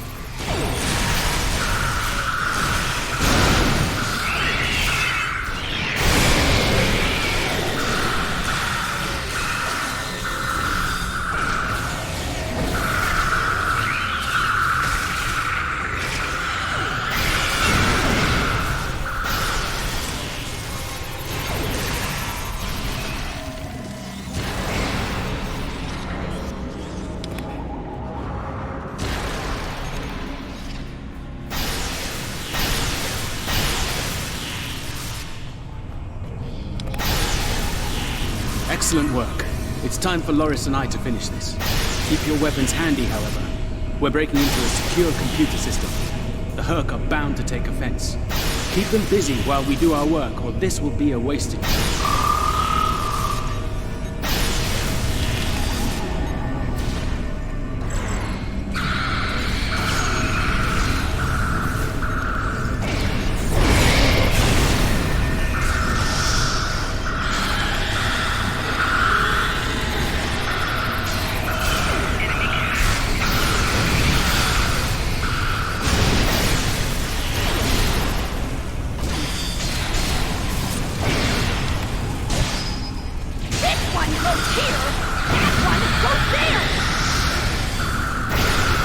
I will save you time by inverting the feed now instead of later.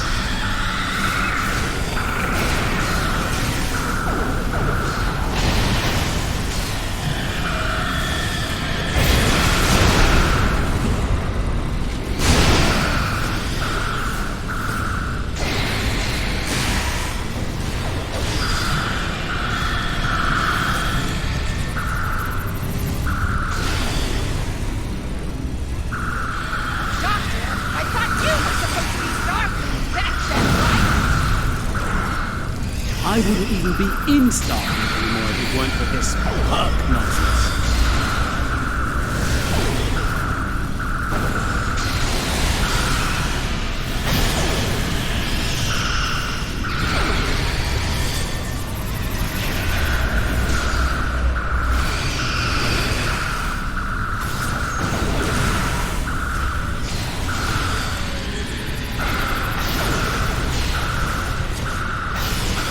Running out of time, Doctor! Perhaps you know a faster way to translate Herc language and reverse engineer their technology.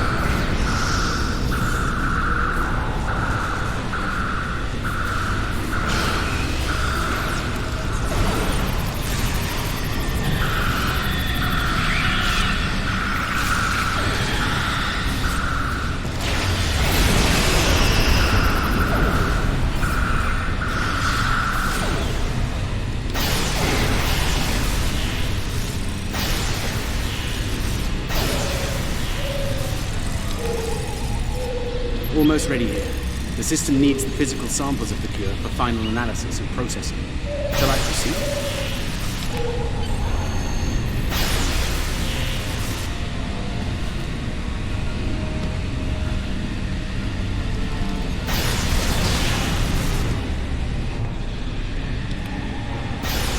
Are you insane, Weyoun? That was our last hope. How is this possible? You were in prison! I was liberated by those who still served the truth. Not everyone is a traitor to the Deluded, after all. There is only one traitor here, Weyoun. It's time you paid the price for your treachery. Pathetic. Can't even kill someone. Allow me to instruct you. You, Jemadar! Make yourself useful. Kill them. Giving you an order. Open fire! Kill them, now! I think not.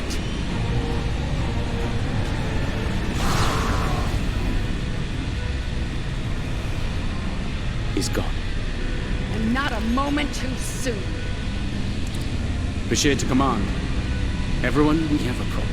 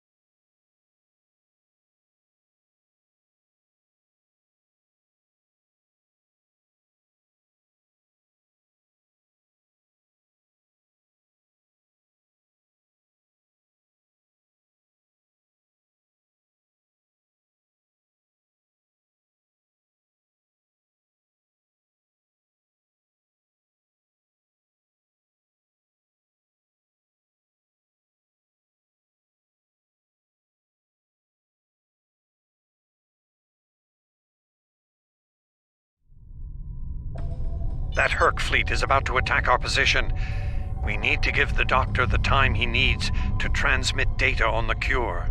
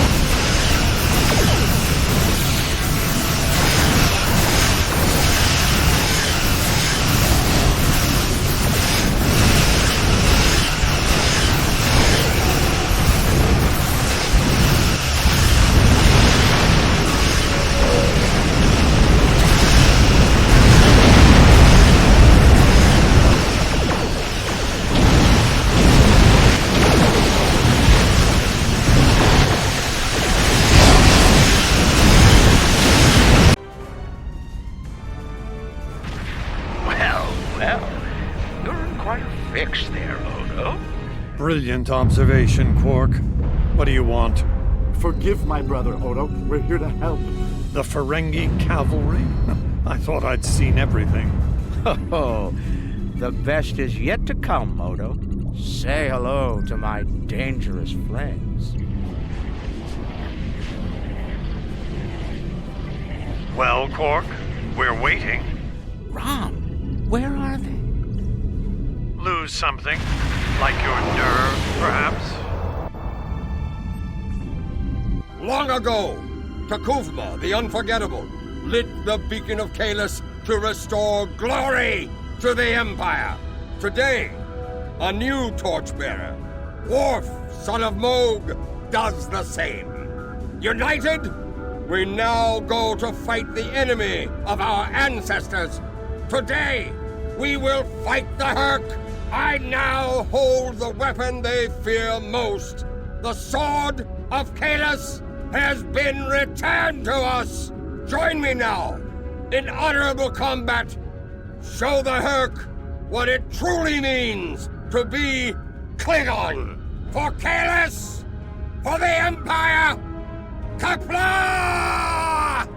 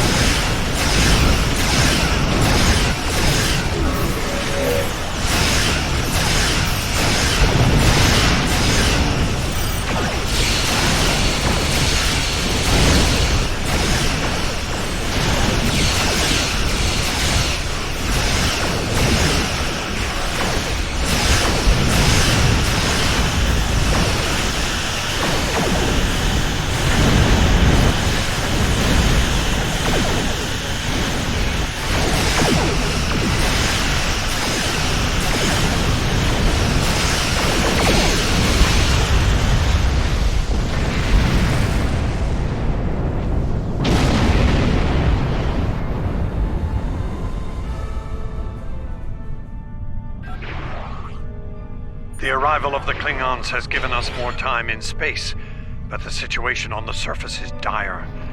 Herc's forces are breaking the Jem'Hadar defense lines. We need to do what we can to help. I'm beaming directly to the Great Link to aid my people.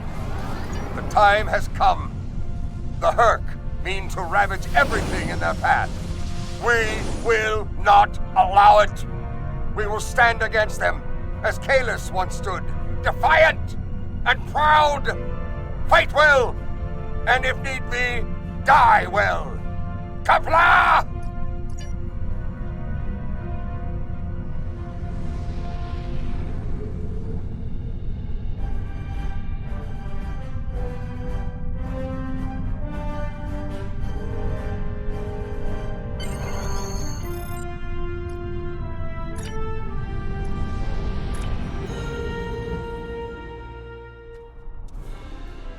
Whom do we seek?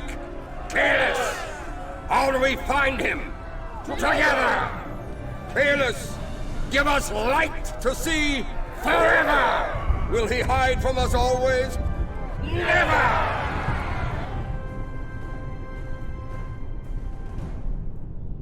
It's worse than we thought. Most of the Jem'Hadar lines have been broken. Even the Great Link is in danger. I'm going to coordinate our defenses at the Link. Meet me there. We'll meet you there as soon as we can. And Odo, be careful. The Jem'Hadar have come to our aid. Now, we will return the favor.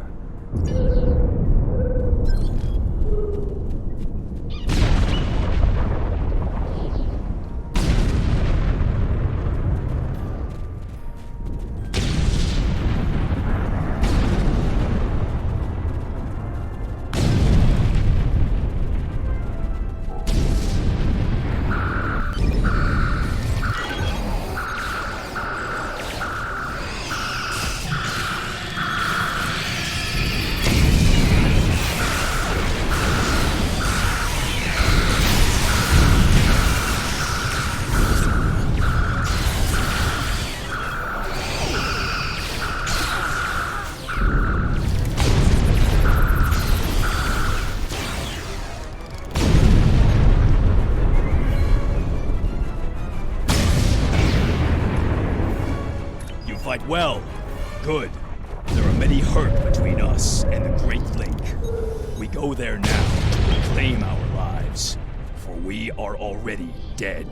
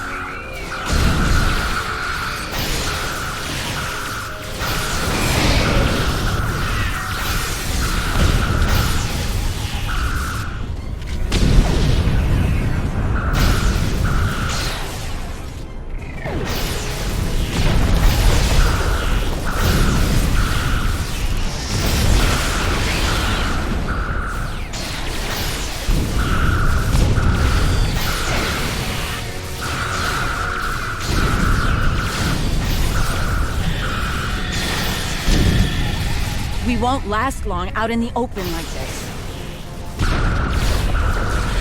Odo to Kira. We're fortifying our position near the Great Lake. Understood. We're on our way.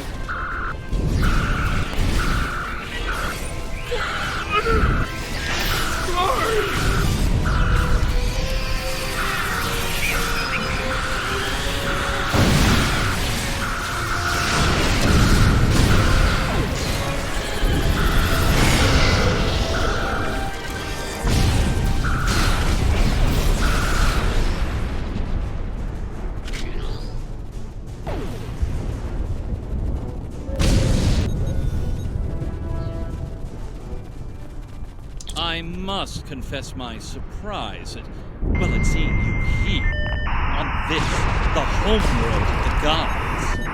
Truly, we are living in strange times. You'll forgive my boldness, but there are still founders under attack nearby. Can I count on you to aid them and destroy the wretched creatures who would do them harm?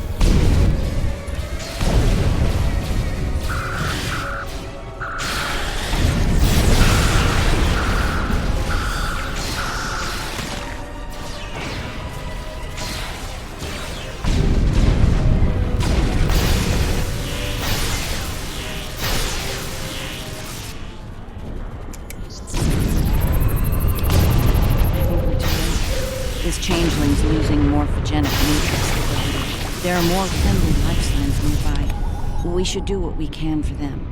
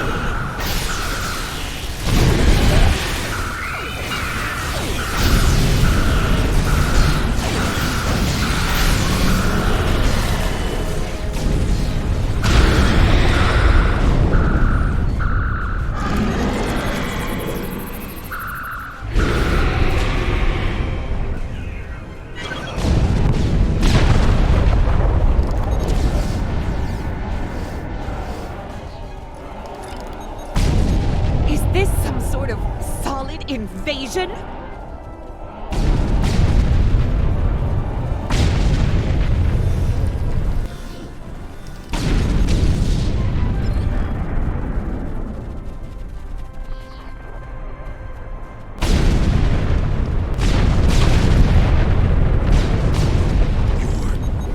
Timing is fortuitous.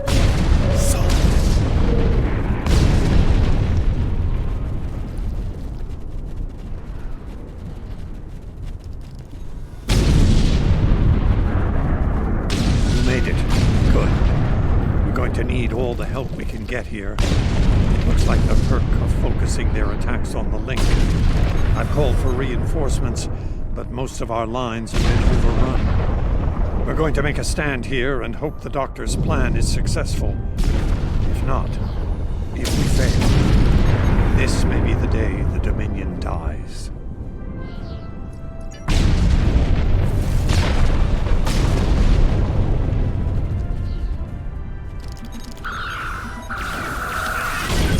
Please tell me you have no Jem'Hadar coming to help.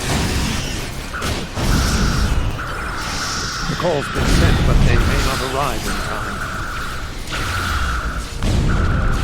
We'll do what we can with what we have then. As always, until the end. I'm not sure I like the way you said that, Odo. Maurice, if we don't make it... No, now is not the time for this discussion. Look around. There may not be a better time.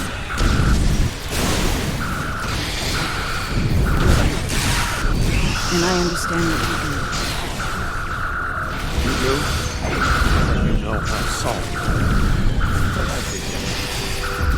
Yes.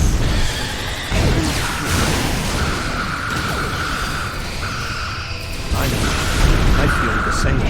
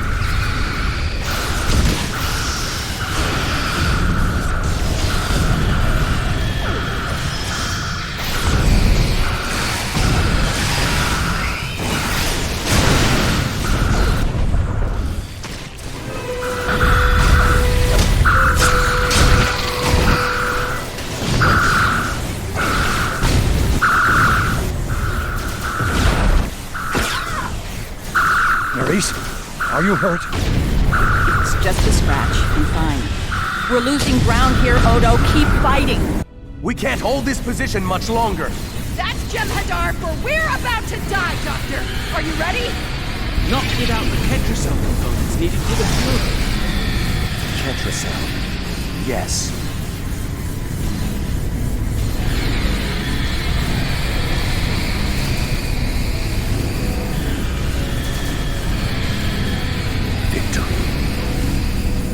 Wait! Stop! Is life.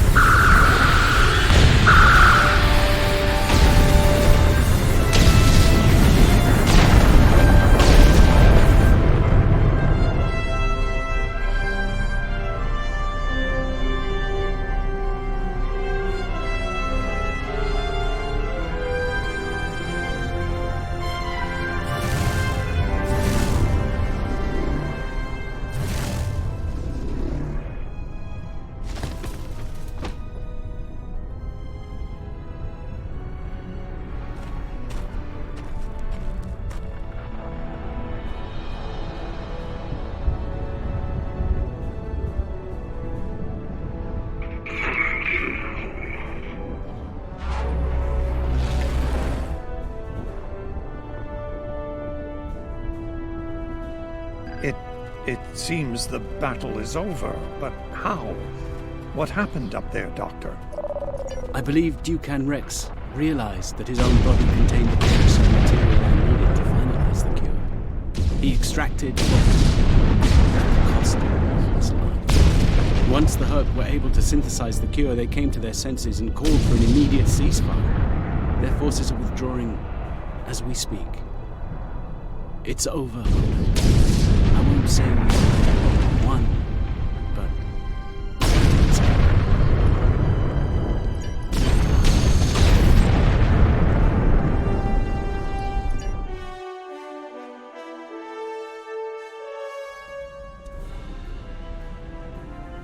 There was nothing I could do for him on the Herc Dreadnought. The Ketracell extraction process was too devastating. Odo, you treated him like a son when we first found him on DS9, and I'm truly sorry. He didn't even have a name when he left us. I'll make sure the name he found is never forgotten. I remember his first days on the station. All he wanted to do was fight. Didn't matter who. When he left, I thought I'd never see him again. Or if I did, it'd be as enemies. The man I met years later still knew how to fight, but his reasons for doing so had changed dramatically. I'm proud to have known him. I wish I could have done more in the end. I suppose you're right. I believe Captain Kira was looking for you. She was at the Temple of the Prophets last I checked. If you'll excuse me, I'm going to pay my respects. We'll talk more later.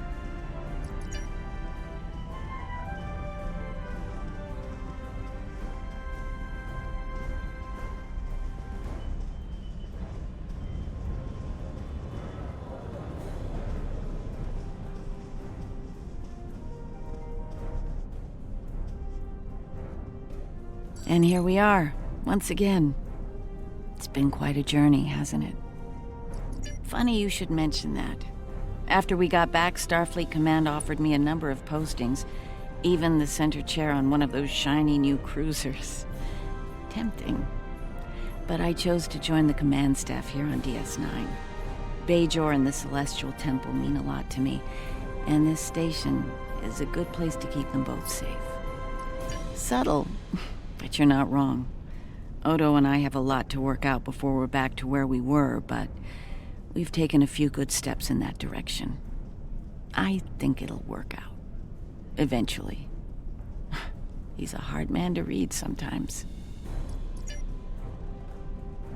It is good to see you once more.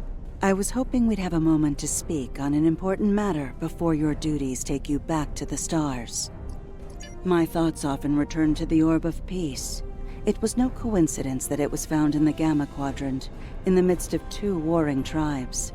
I believe it to be a message from the Prophets, one of guidance in troubled times.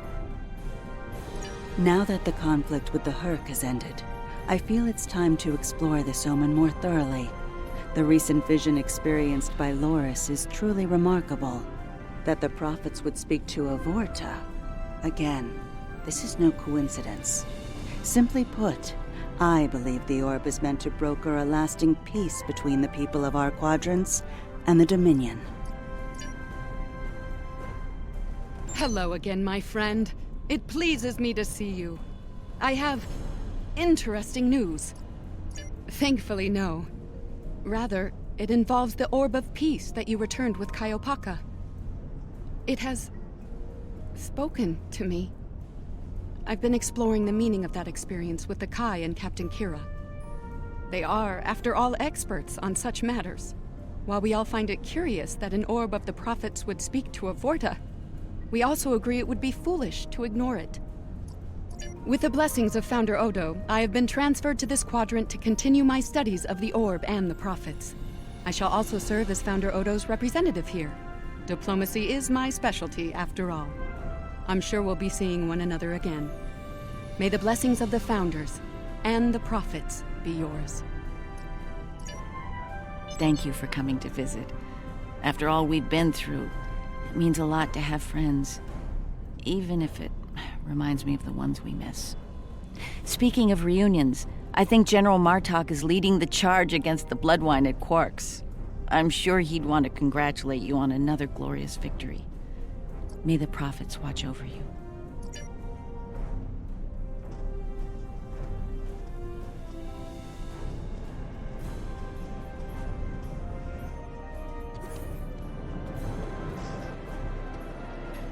We'll be here at DS9 until my ship is repaired.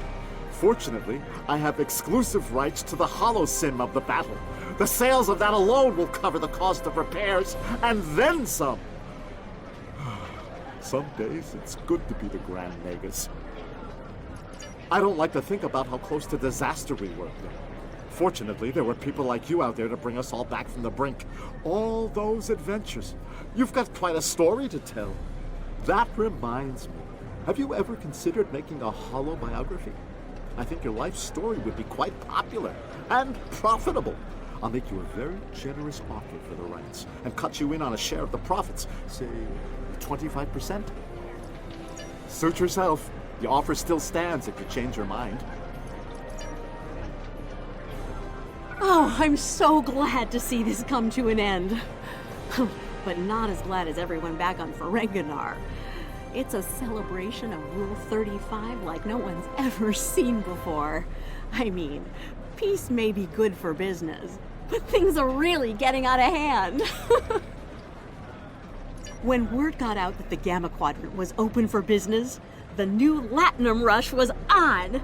Open borders and free trade policies. My husband was practically weeping with joy. Oh, poor Odo. He thought he had his hands full with Quark on DS9. Now, he's gonna have an entire quadrant full of Ferengi to deal with.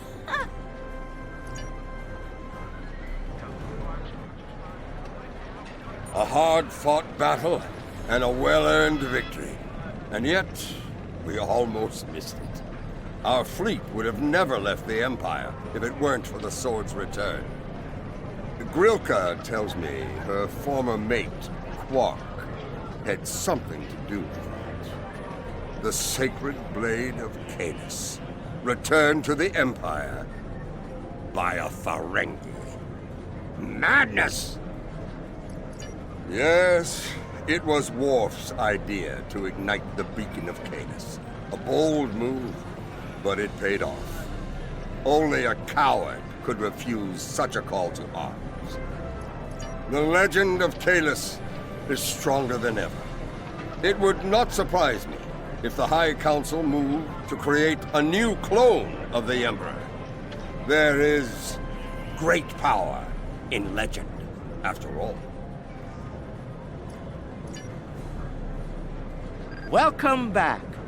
Seeing as this is a private party and I'm in an unusually generous mood, you'll be getting the VIP discount on your drinks tonight. Did you take a hit to the head in that fight? I'm in a good mood. Not insane. Half off. Take it or leave it. That's more like it. Don't take it personally. You could be Odo. His drinks, 50% markup. Can I get you something? Not much to tell, really. Lex saw the error of his ways and gave it back. Then I had Grilka let Martok and Worf know we'd recovered the Butcher's relic. A quick handoff later, and the Klingons were off to war. Rom and I tagged along, mainly to see the look on Odo's face when I rode in with the cavalry. That was priceless. If I die tomorrow, I'll go to the Exchequer with a smile on my face. Who do you think you're talking to? Nog? Unlike the Federation, the Klingons know the value of Latinum. I'm thinking of spending my cut on a smaller moon to orbit the one I already have. I might even name it Odo. Can I get you something?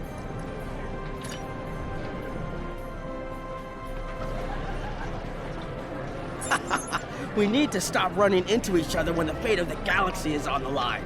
I'd be fine with drinks here at Uncle's bar, or some baseball on the holodeck. That said, I can't think of too many people I trust when everything's on the line. Glad you are here for this. Starfleet's assigned the Chimera to peacekeeping duty in Herc space. We'll be working with the Joint Task Force to help the Herc get back on their feet again as well. There's a lot to be done, but we want to help them rejoin the galactic community. It is, but my crew is up for the challenge. They're some of Starfleet's best. Take care of yourself out there. Don't be a stranger. I am forever indebted to you. Without your efforts, I would walk the path of exile for the rest of my days. Now, I will help make amends for all that has happened during Zencast's terrible crusade. Interesting. There's a message from Garrick on my monitor here. Text only. He wants you to meet him at his old tailor shop.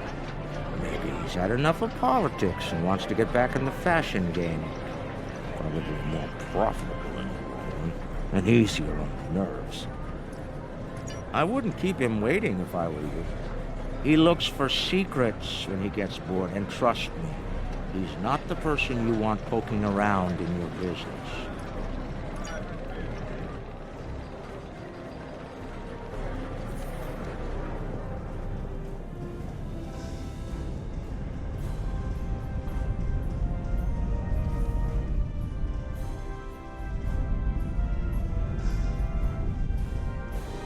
The conflict may be over, but there's still plenty of work to be done.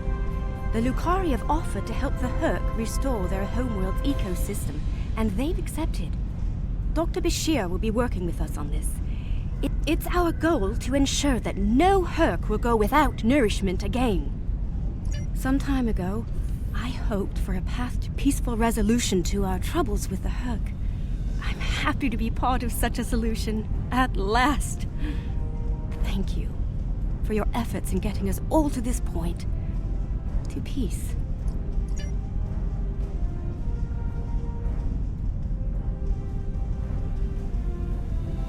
Thank you for meeting me here. Strangely, I find it easy to center myself in this shop, even relax. Quite so. Cardassia is about to begin a new journey, as it were, and I'll be going along for the ride. Oh, it is. Cardassia has been offered membership in the Alliance, and we've accepted. Our seat at the table was hard-earned, but we're ready and grateful to join the ongoing efforts. Officer exchange programs have already begun. In fact, I suspect you'll be seeing more Cardassian faces in the future.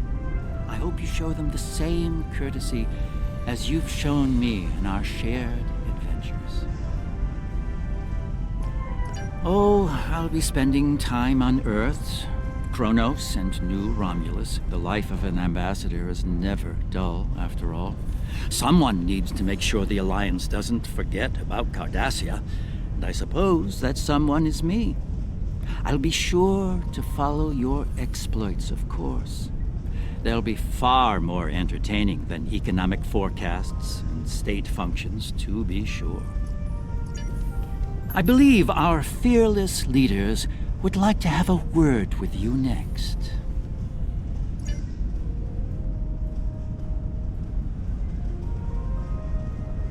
There have been some significant diplomatic events since your return from the Gamma Quadrant. First, the Dominion is joining the Alliance. Having them as allies will take some getting used to, but the opportunity was too great to ignore. As a condition to joining the Alliance, we requested that the Founders take steps to free the Jem'Hadar from their addiction to Ketracel White. I'm happy to say that Ambassador Odo is inclined to comply with that request. It will make things interesting in the Gamma Quadrant, to be sure. Still, it's been a long time coming. The Jem'Hadar should be able to live their lives freely. The Hava's Cool sector has been designated as independent from the Dominion, and a Herc neutral zone has been established around it. The Empire will join the Federation and the Republic in keeping the peace between the Dominion and the Herc. We have experience in enforcing a neutral zone, after all. Martok's use of the beacon and the return of the blade has led to a renewed interest in Kahless throughout the Empire.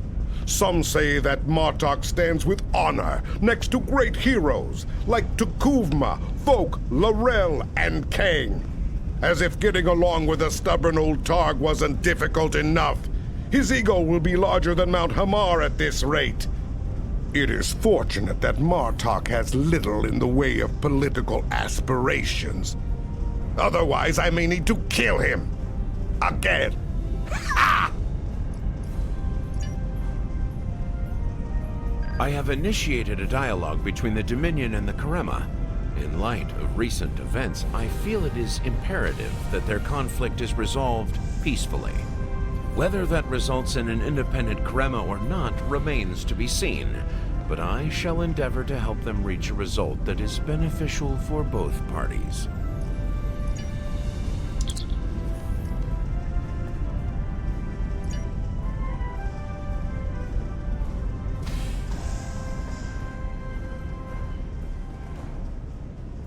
Things are finally settling down around here. Well, as much as it ever settles down, that is. Well, there's a lot to be done with the Herc, and being part of Starfleet will help me make things happen in that regard.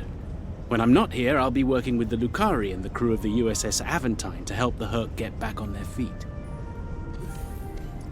Indeed, but I happen to be married to the captain of the Aventine, so it won't be, too bad. The kids won't be joining us until Kumake and her team restore Havas-Kul to a more habitable state, however.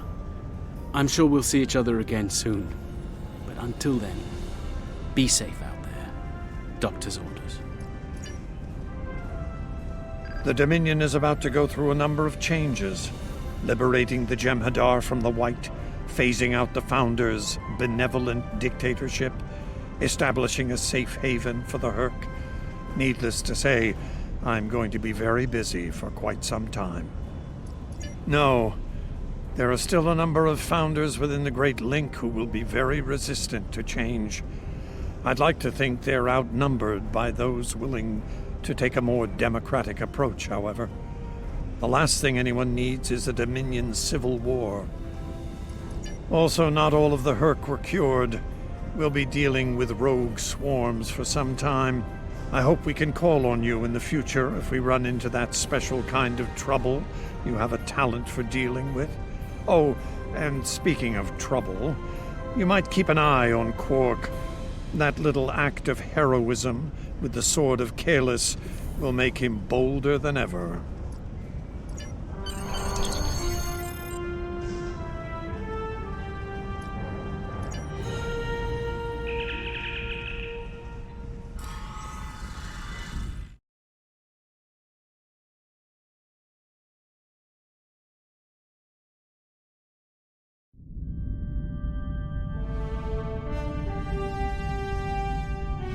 The future of the Dominion is uncertain for the first time in many years. Without the Founder and her unbreakable will at the center of it all, the Gamma Quadrant will undoubtedly go through a great deal of turmoil. I'll do what I can to maintain order and keep the peace, but it's going to be challenging, to say the least. For now, what matters to me is that you fought for the Dominion when we needed it the most. I won't forget that. And thanks to the Great Link, neither will the Founders. Thank you. I hope we meet again, under much better circumstances.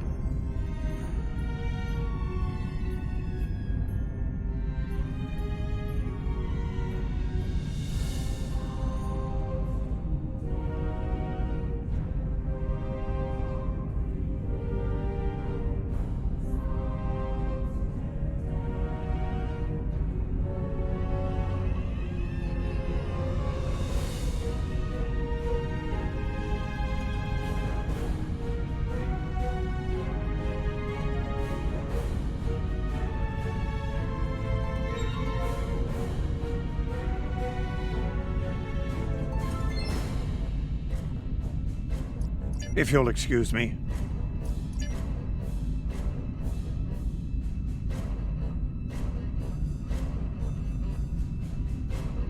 I am the leader of a Vulcan research team studying the unique ecology of the planet Pavo. Starfleet has informed me that an ion storm is active in the Pavo system. Logic suggests that the storm is blocking communications. However, storms of that magnitude can have other effects, some of a deleterious nature. As a precaution, the Alliance has asked me to accompany your vessel to the Pavo system. We are to determine the status of the research team and offer assistance if necessary. I am prepared to leave at your earliest convenience.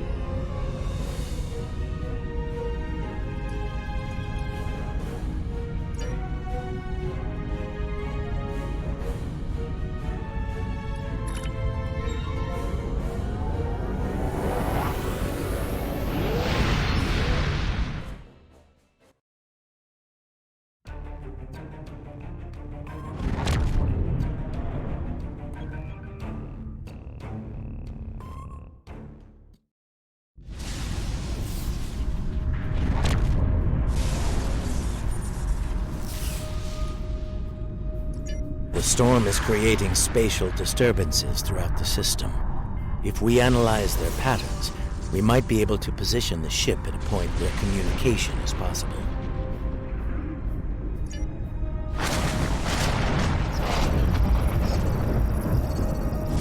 Initial scans are picking up clouds of ionized subspace radiation, chronometric particles.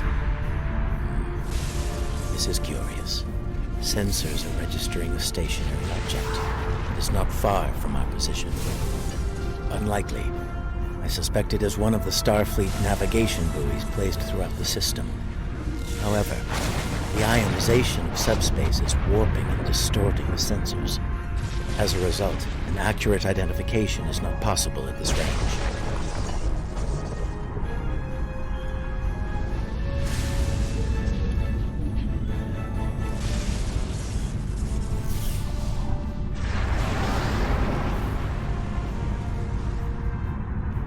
As I suspected, a navigational buoy.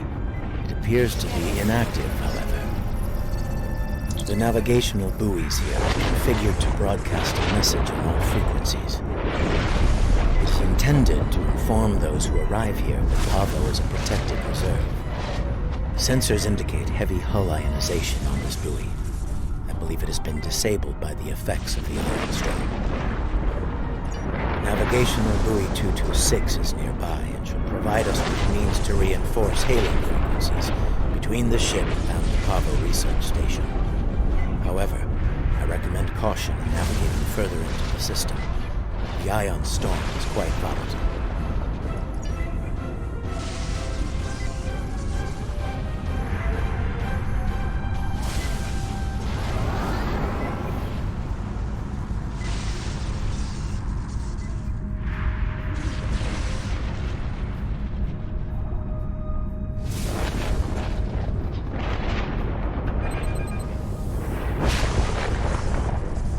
Entering the Pavo system.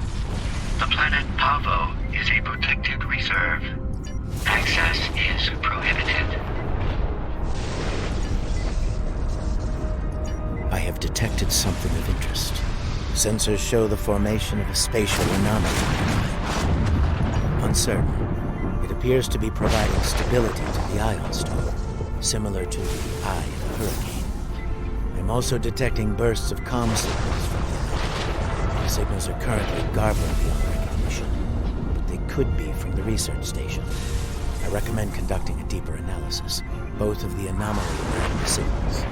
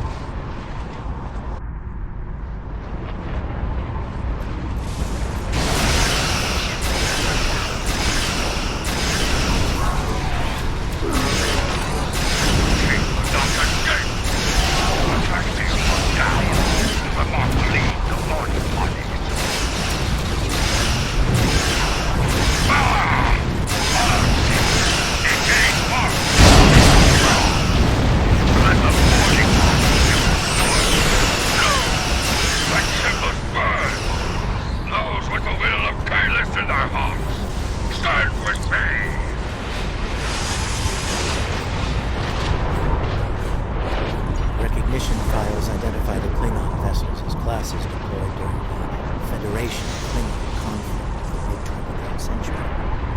The Starfleet vessel is a crossfire class, also scanning. Sensors show a spike in the chronometric particles immediately preceding the arrival of these vessels. Fascinating. Crossfield-class vessel is not transmitting a Starfleet recognition signal. Sensor analysis confirmed it is the ISS Discovery from the Terran Empire of the so-called Mirror Universe.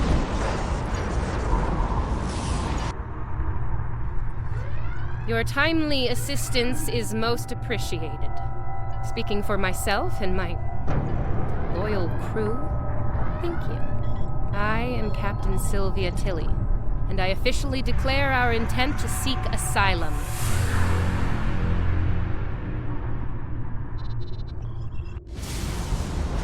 You'll have to forgive me for staring. See, in our universe, we're dead. By my hand. I'm afraid we didn't see eye to eye on who should take command after the Klingons killed Captain Schaefer. For what it's worth, our youth died buried.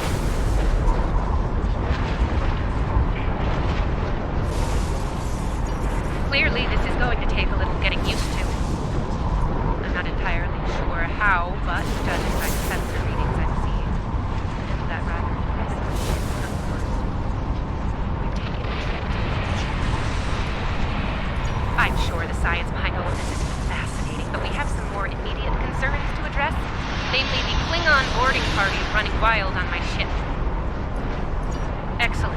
I'll have Patel, my chief of security, meet your team at the transport coordinates security detail. I look forward to meeting you in person. Tilly out.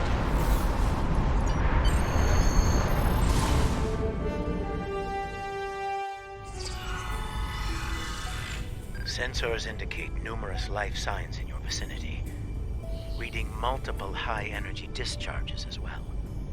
The data is consistent with 23rd century phaser and disruptor weapons at the highest setting. Proceed with caution. In the heat of battle, you could be seen as an enemy by anyone you encounter there. Welcome to the ISS Discovery. Yeah, no. I'm afraid Patel has been relieved of command. Just like you're going to be relieved of those fancy 25th century weapons. Our captain is weak, and you? You're a fool. The Terran Empire tolerates neither. Some would call this mutiny. But any captain willing to conspire with Federation trash is no captain of ours. Now hand over those weapons, or we'll pick them off your corpses. The choice is yours.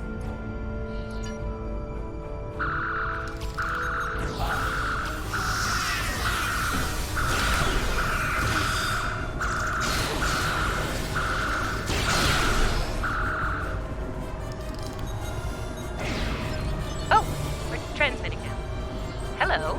Welcome aboard the Discovery. As you can see, things have become a bit more complicated.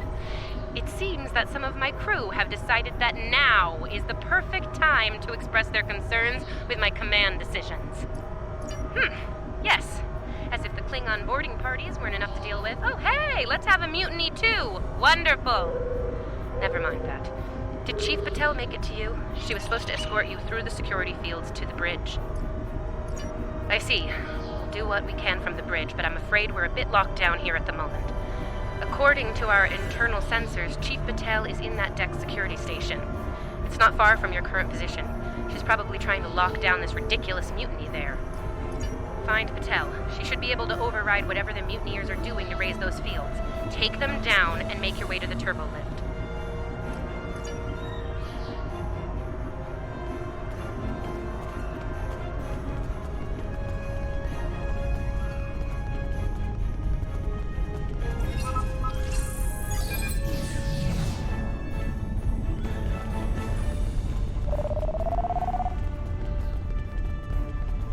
Huh. Sounds like our guests got a war. Look out! They're still alive!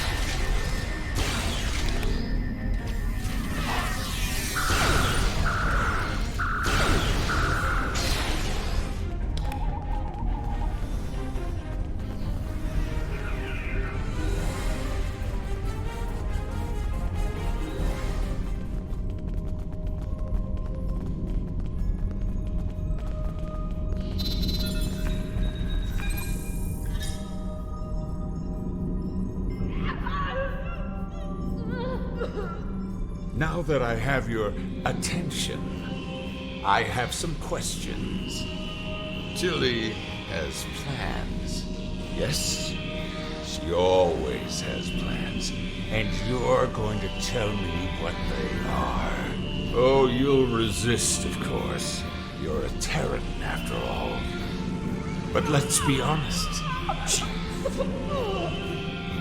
You will tell me what I want to know. Apparently, Tilly's new allies are still with us. If you want something done right. Weapons at highest setting. Open fire!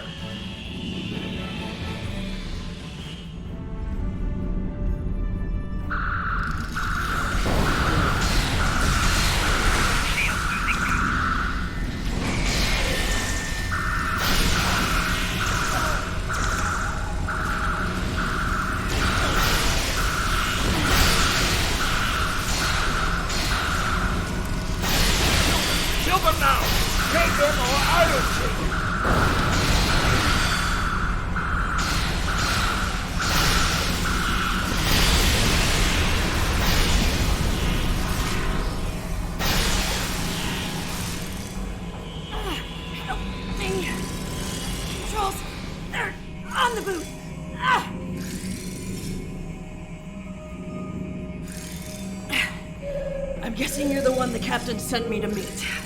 I'm Patel, Chief of Security. Thanks for the assist.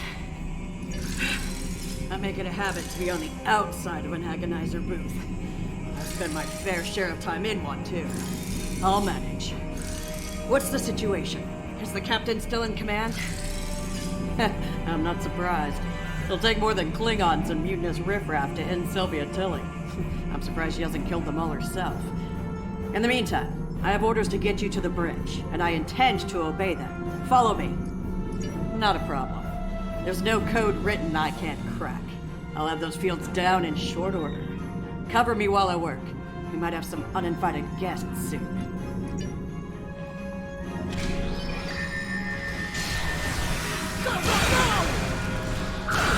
Enemy targets on sensor.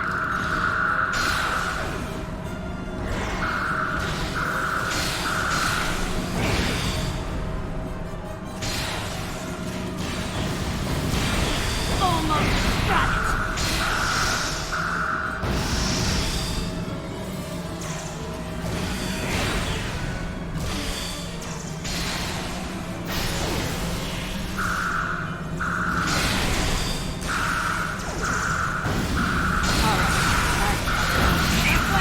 Look out!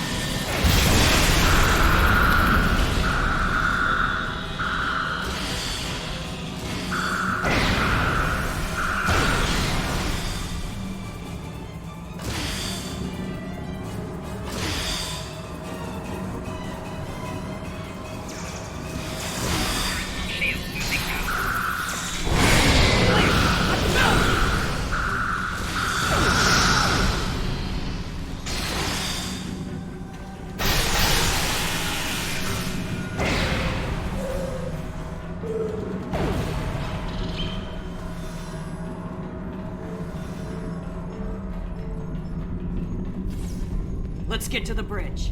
The turbo lift is that way.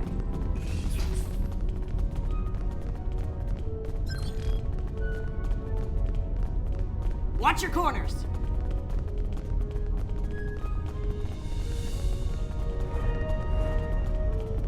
No quarter, no prisoners. Attack! Ambush! Enemy targets on sensor. Shield losing power.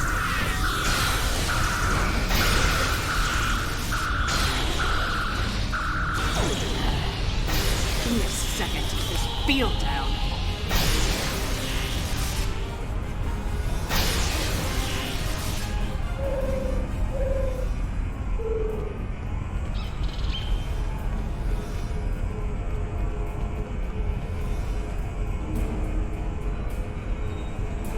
We're reading the loss of security fields on that deck. I take it you found Chief Patel?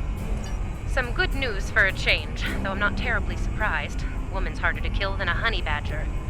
Ready for the bad news? I'm afraid the Klingons have taken several lower decks and are moving in your direction. Keep your weapons hot. They're killing everyone they run into. I don't think they'll make an exception for you. Stick with Patel and get up here as soon as you're able.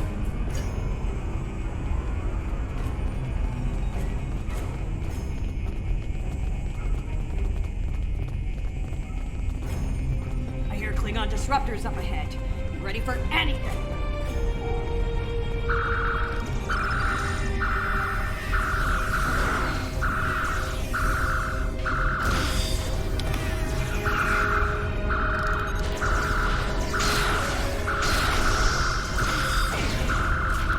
Do not let that Klingon scum through this junction!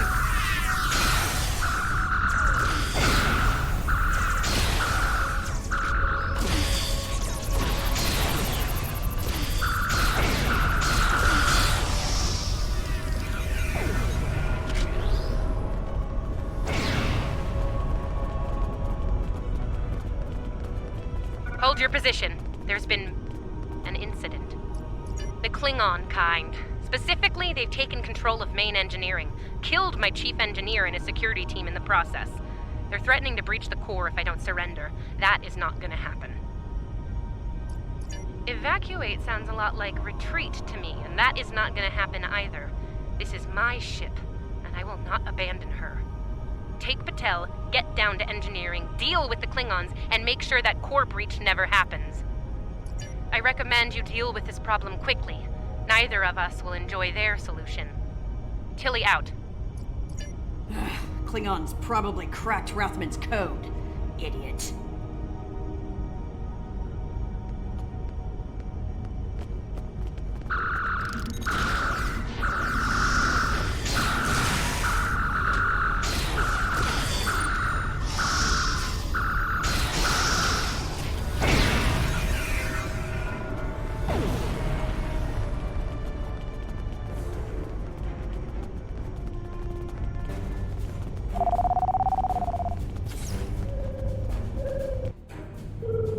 Bad news first. Seems there's more Klingons down there than we thought. You'll have to fight your way to main engineering. Good news? They'll be shooting at the mutineers down there. Might make your job a little easier, huh?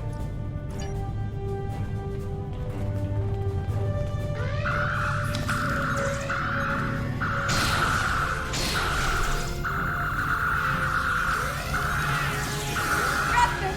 Come in, Rathman! We're trapped on the engineering deck! Send reinforcements, now! Great.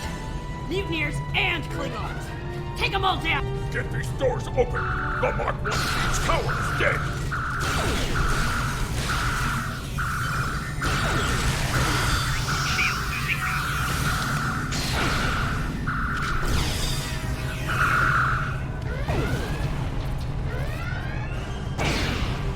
They aren't even targeting vital systems. They're just trashing the place.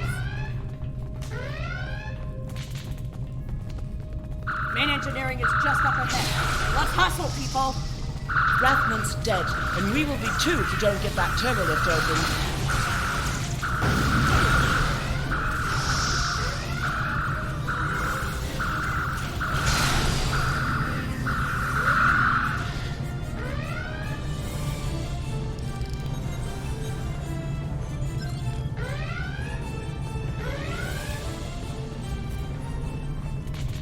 On your lead, we'll breach. You go high, I'll go low. We all die today. Die well. Die with honor.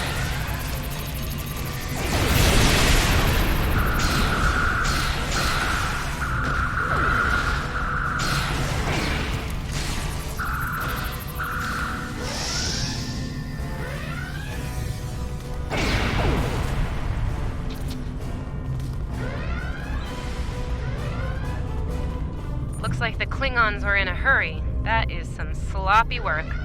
I was solving engineering problems like that when I was a first-year cadet. Rebalance the matter-antimatter inducers and adjust the flow rate to 0.5. That should bring the core back from the brink quite nicely. Hope you know what you're doing. That warp core looks fit to breach.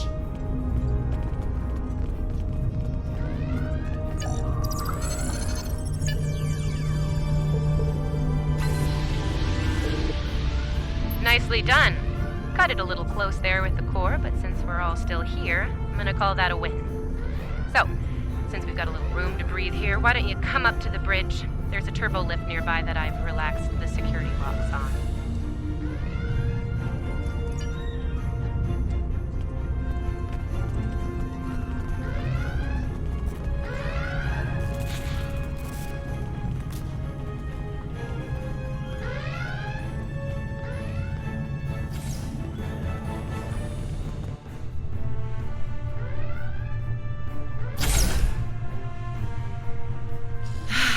Face to face at last.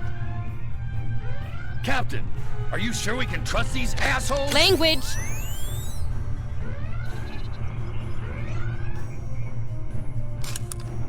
Oh, cursing. Such a filthy habit.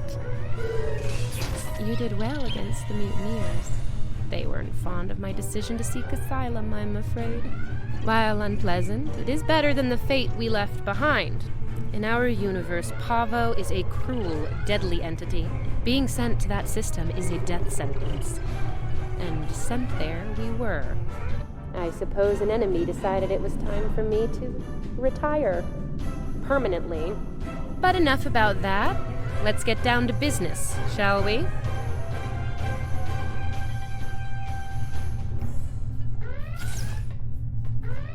First and foremost, I have no interest in hostilities with your government.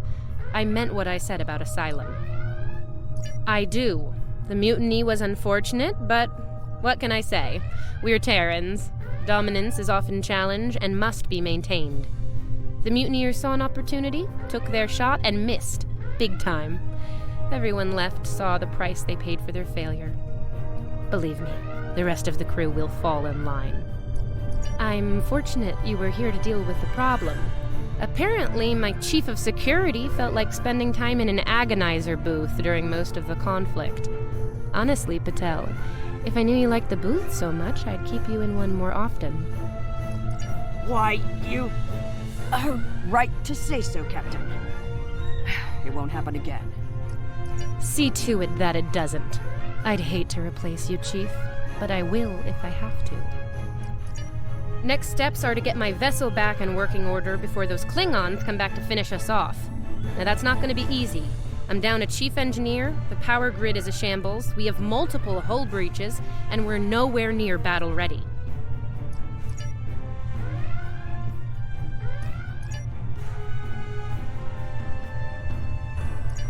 Our shields are down. If the Klingons don't get us, it's only a matter of time before the ion storm does. Monitor that console while I try to get the main deflector back online. I'd order my chief science officer to do it, but she chose her loyalties poorly. Start a diagnostic on the shield emitters. I'll start to recalibrate the main deflector.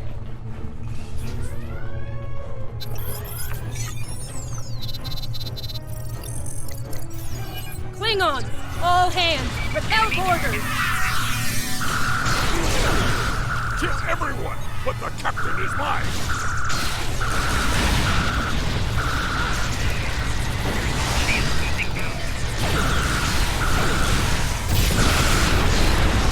Okay, main deflector is in position. Recalibrate it now.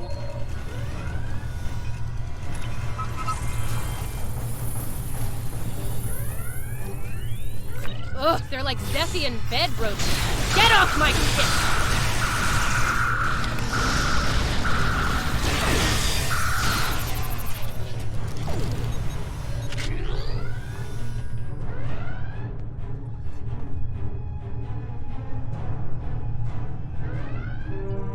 Sensors are picking up numerous Klingon vessels decloaking. Combat is imminent. I strongly recommend you return to the ship at your earliest convenience. Captain should be on their own ship in the heat of battle. Go. We'll take it from here. Thank you. If we survive this, I look forward to repaying the favor. Now go, before it's too late.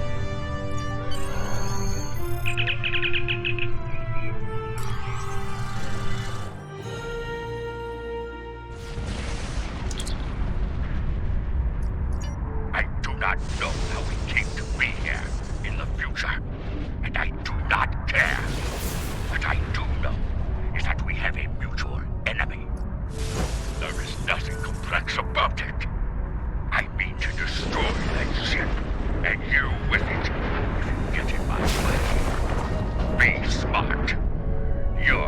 has the technical advantage. We have the advantage of numbers. And we are Klingon. Stand with Discovery, and you will lose. Fight with us, and you will live to see another day. Then you are a fool, fighting in a burning house. Try to die well.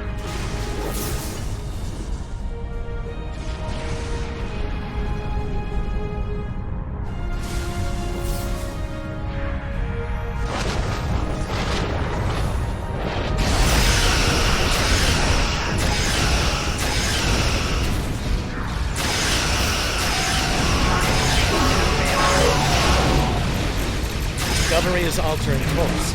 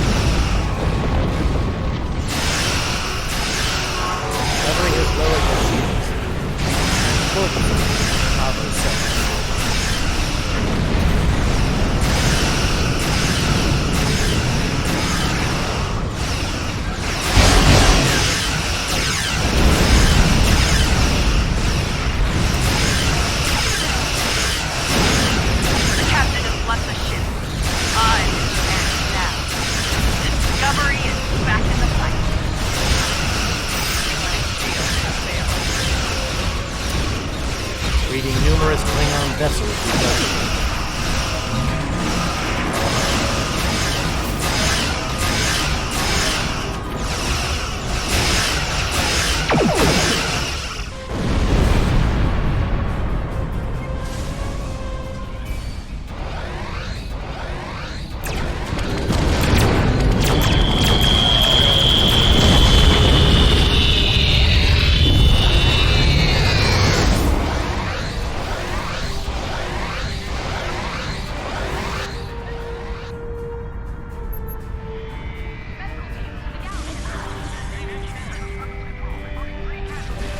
based on what the sensors recorded during the attack, it appears we were hit by psionic energy, manifested into an energy pulse of considerable magnitude. The attack originated on Papa. I don't like red in my ledger. You saved my ship, so I spared yours. This time. Next time I won't be so sentimental. First and last warning. Leave the system while you're able. Did you hit your head in that fight? I think what I have to gain here is pretty obvious. Everything. Pavo's reach is infinite. After a few more demonstrations of its power, everyone in the quadrant will have no choice but to swear allegiance to me. Or, die. Empress Tilly. That has a nice ring to it, don't you? Sane, insane. I'm the one calling the shots here. And I'm pretty sure I told you to get lost or get wrecked. So who's the insane one again? Me? Or the lunatic staring defiantly down the barrel of the ultimate weapon? Tick-tock bell. My trigger fingers get itchy. I am reading an energy signature on the surface of Pavo. It matches the initial blast. Another attack could be imminent. We will not survive a direct hit. I strongly recommend we exit the system immediately.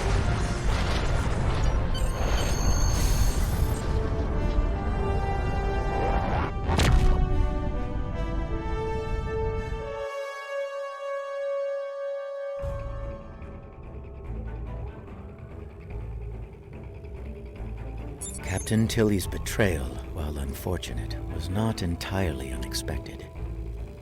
Her use of this agonizer technology to weaponize the ecosystem of Pavo is a matter of utmost concern. I believe I can devise a means to neutralize her technology, but I will need time to conduct research. Rest assured that I will endeavor to counter Tilly's insidious actions as soon as possible. I ask that you prepare to take action at a moment's notice. The lives of untold millions, including our own, could be at stake.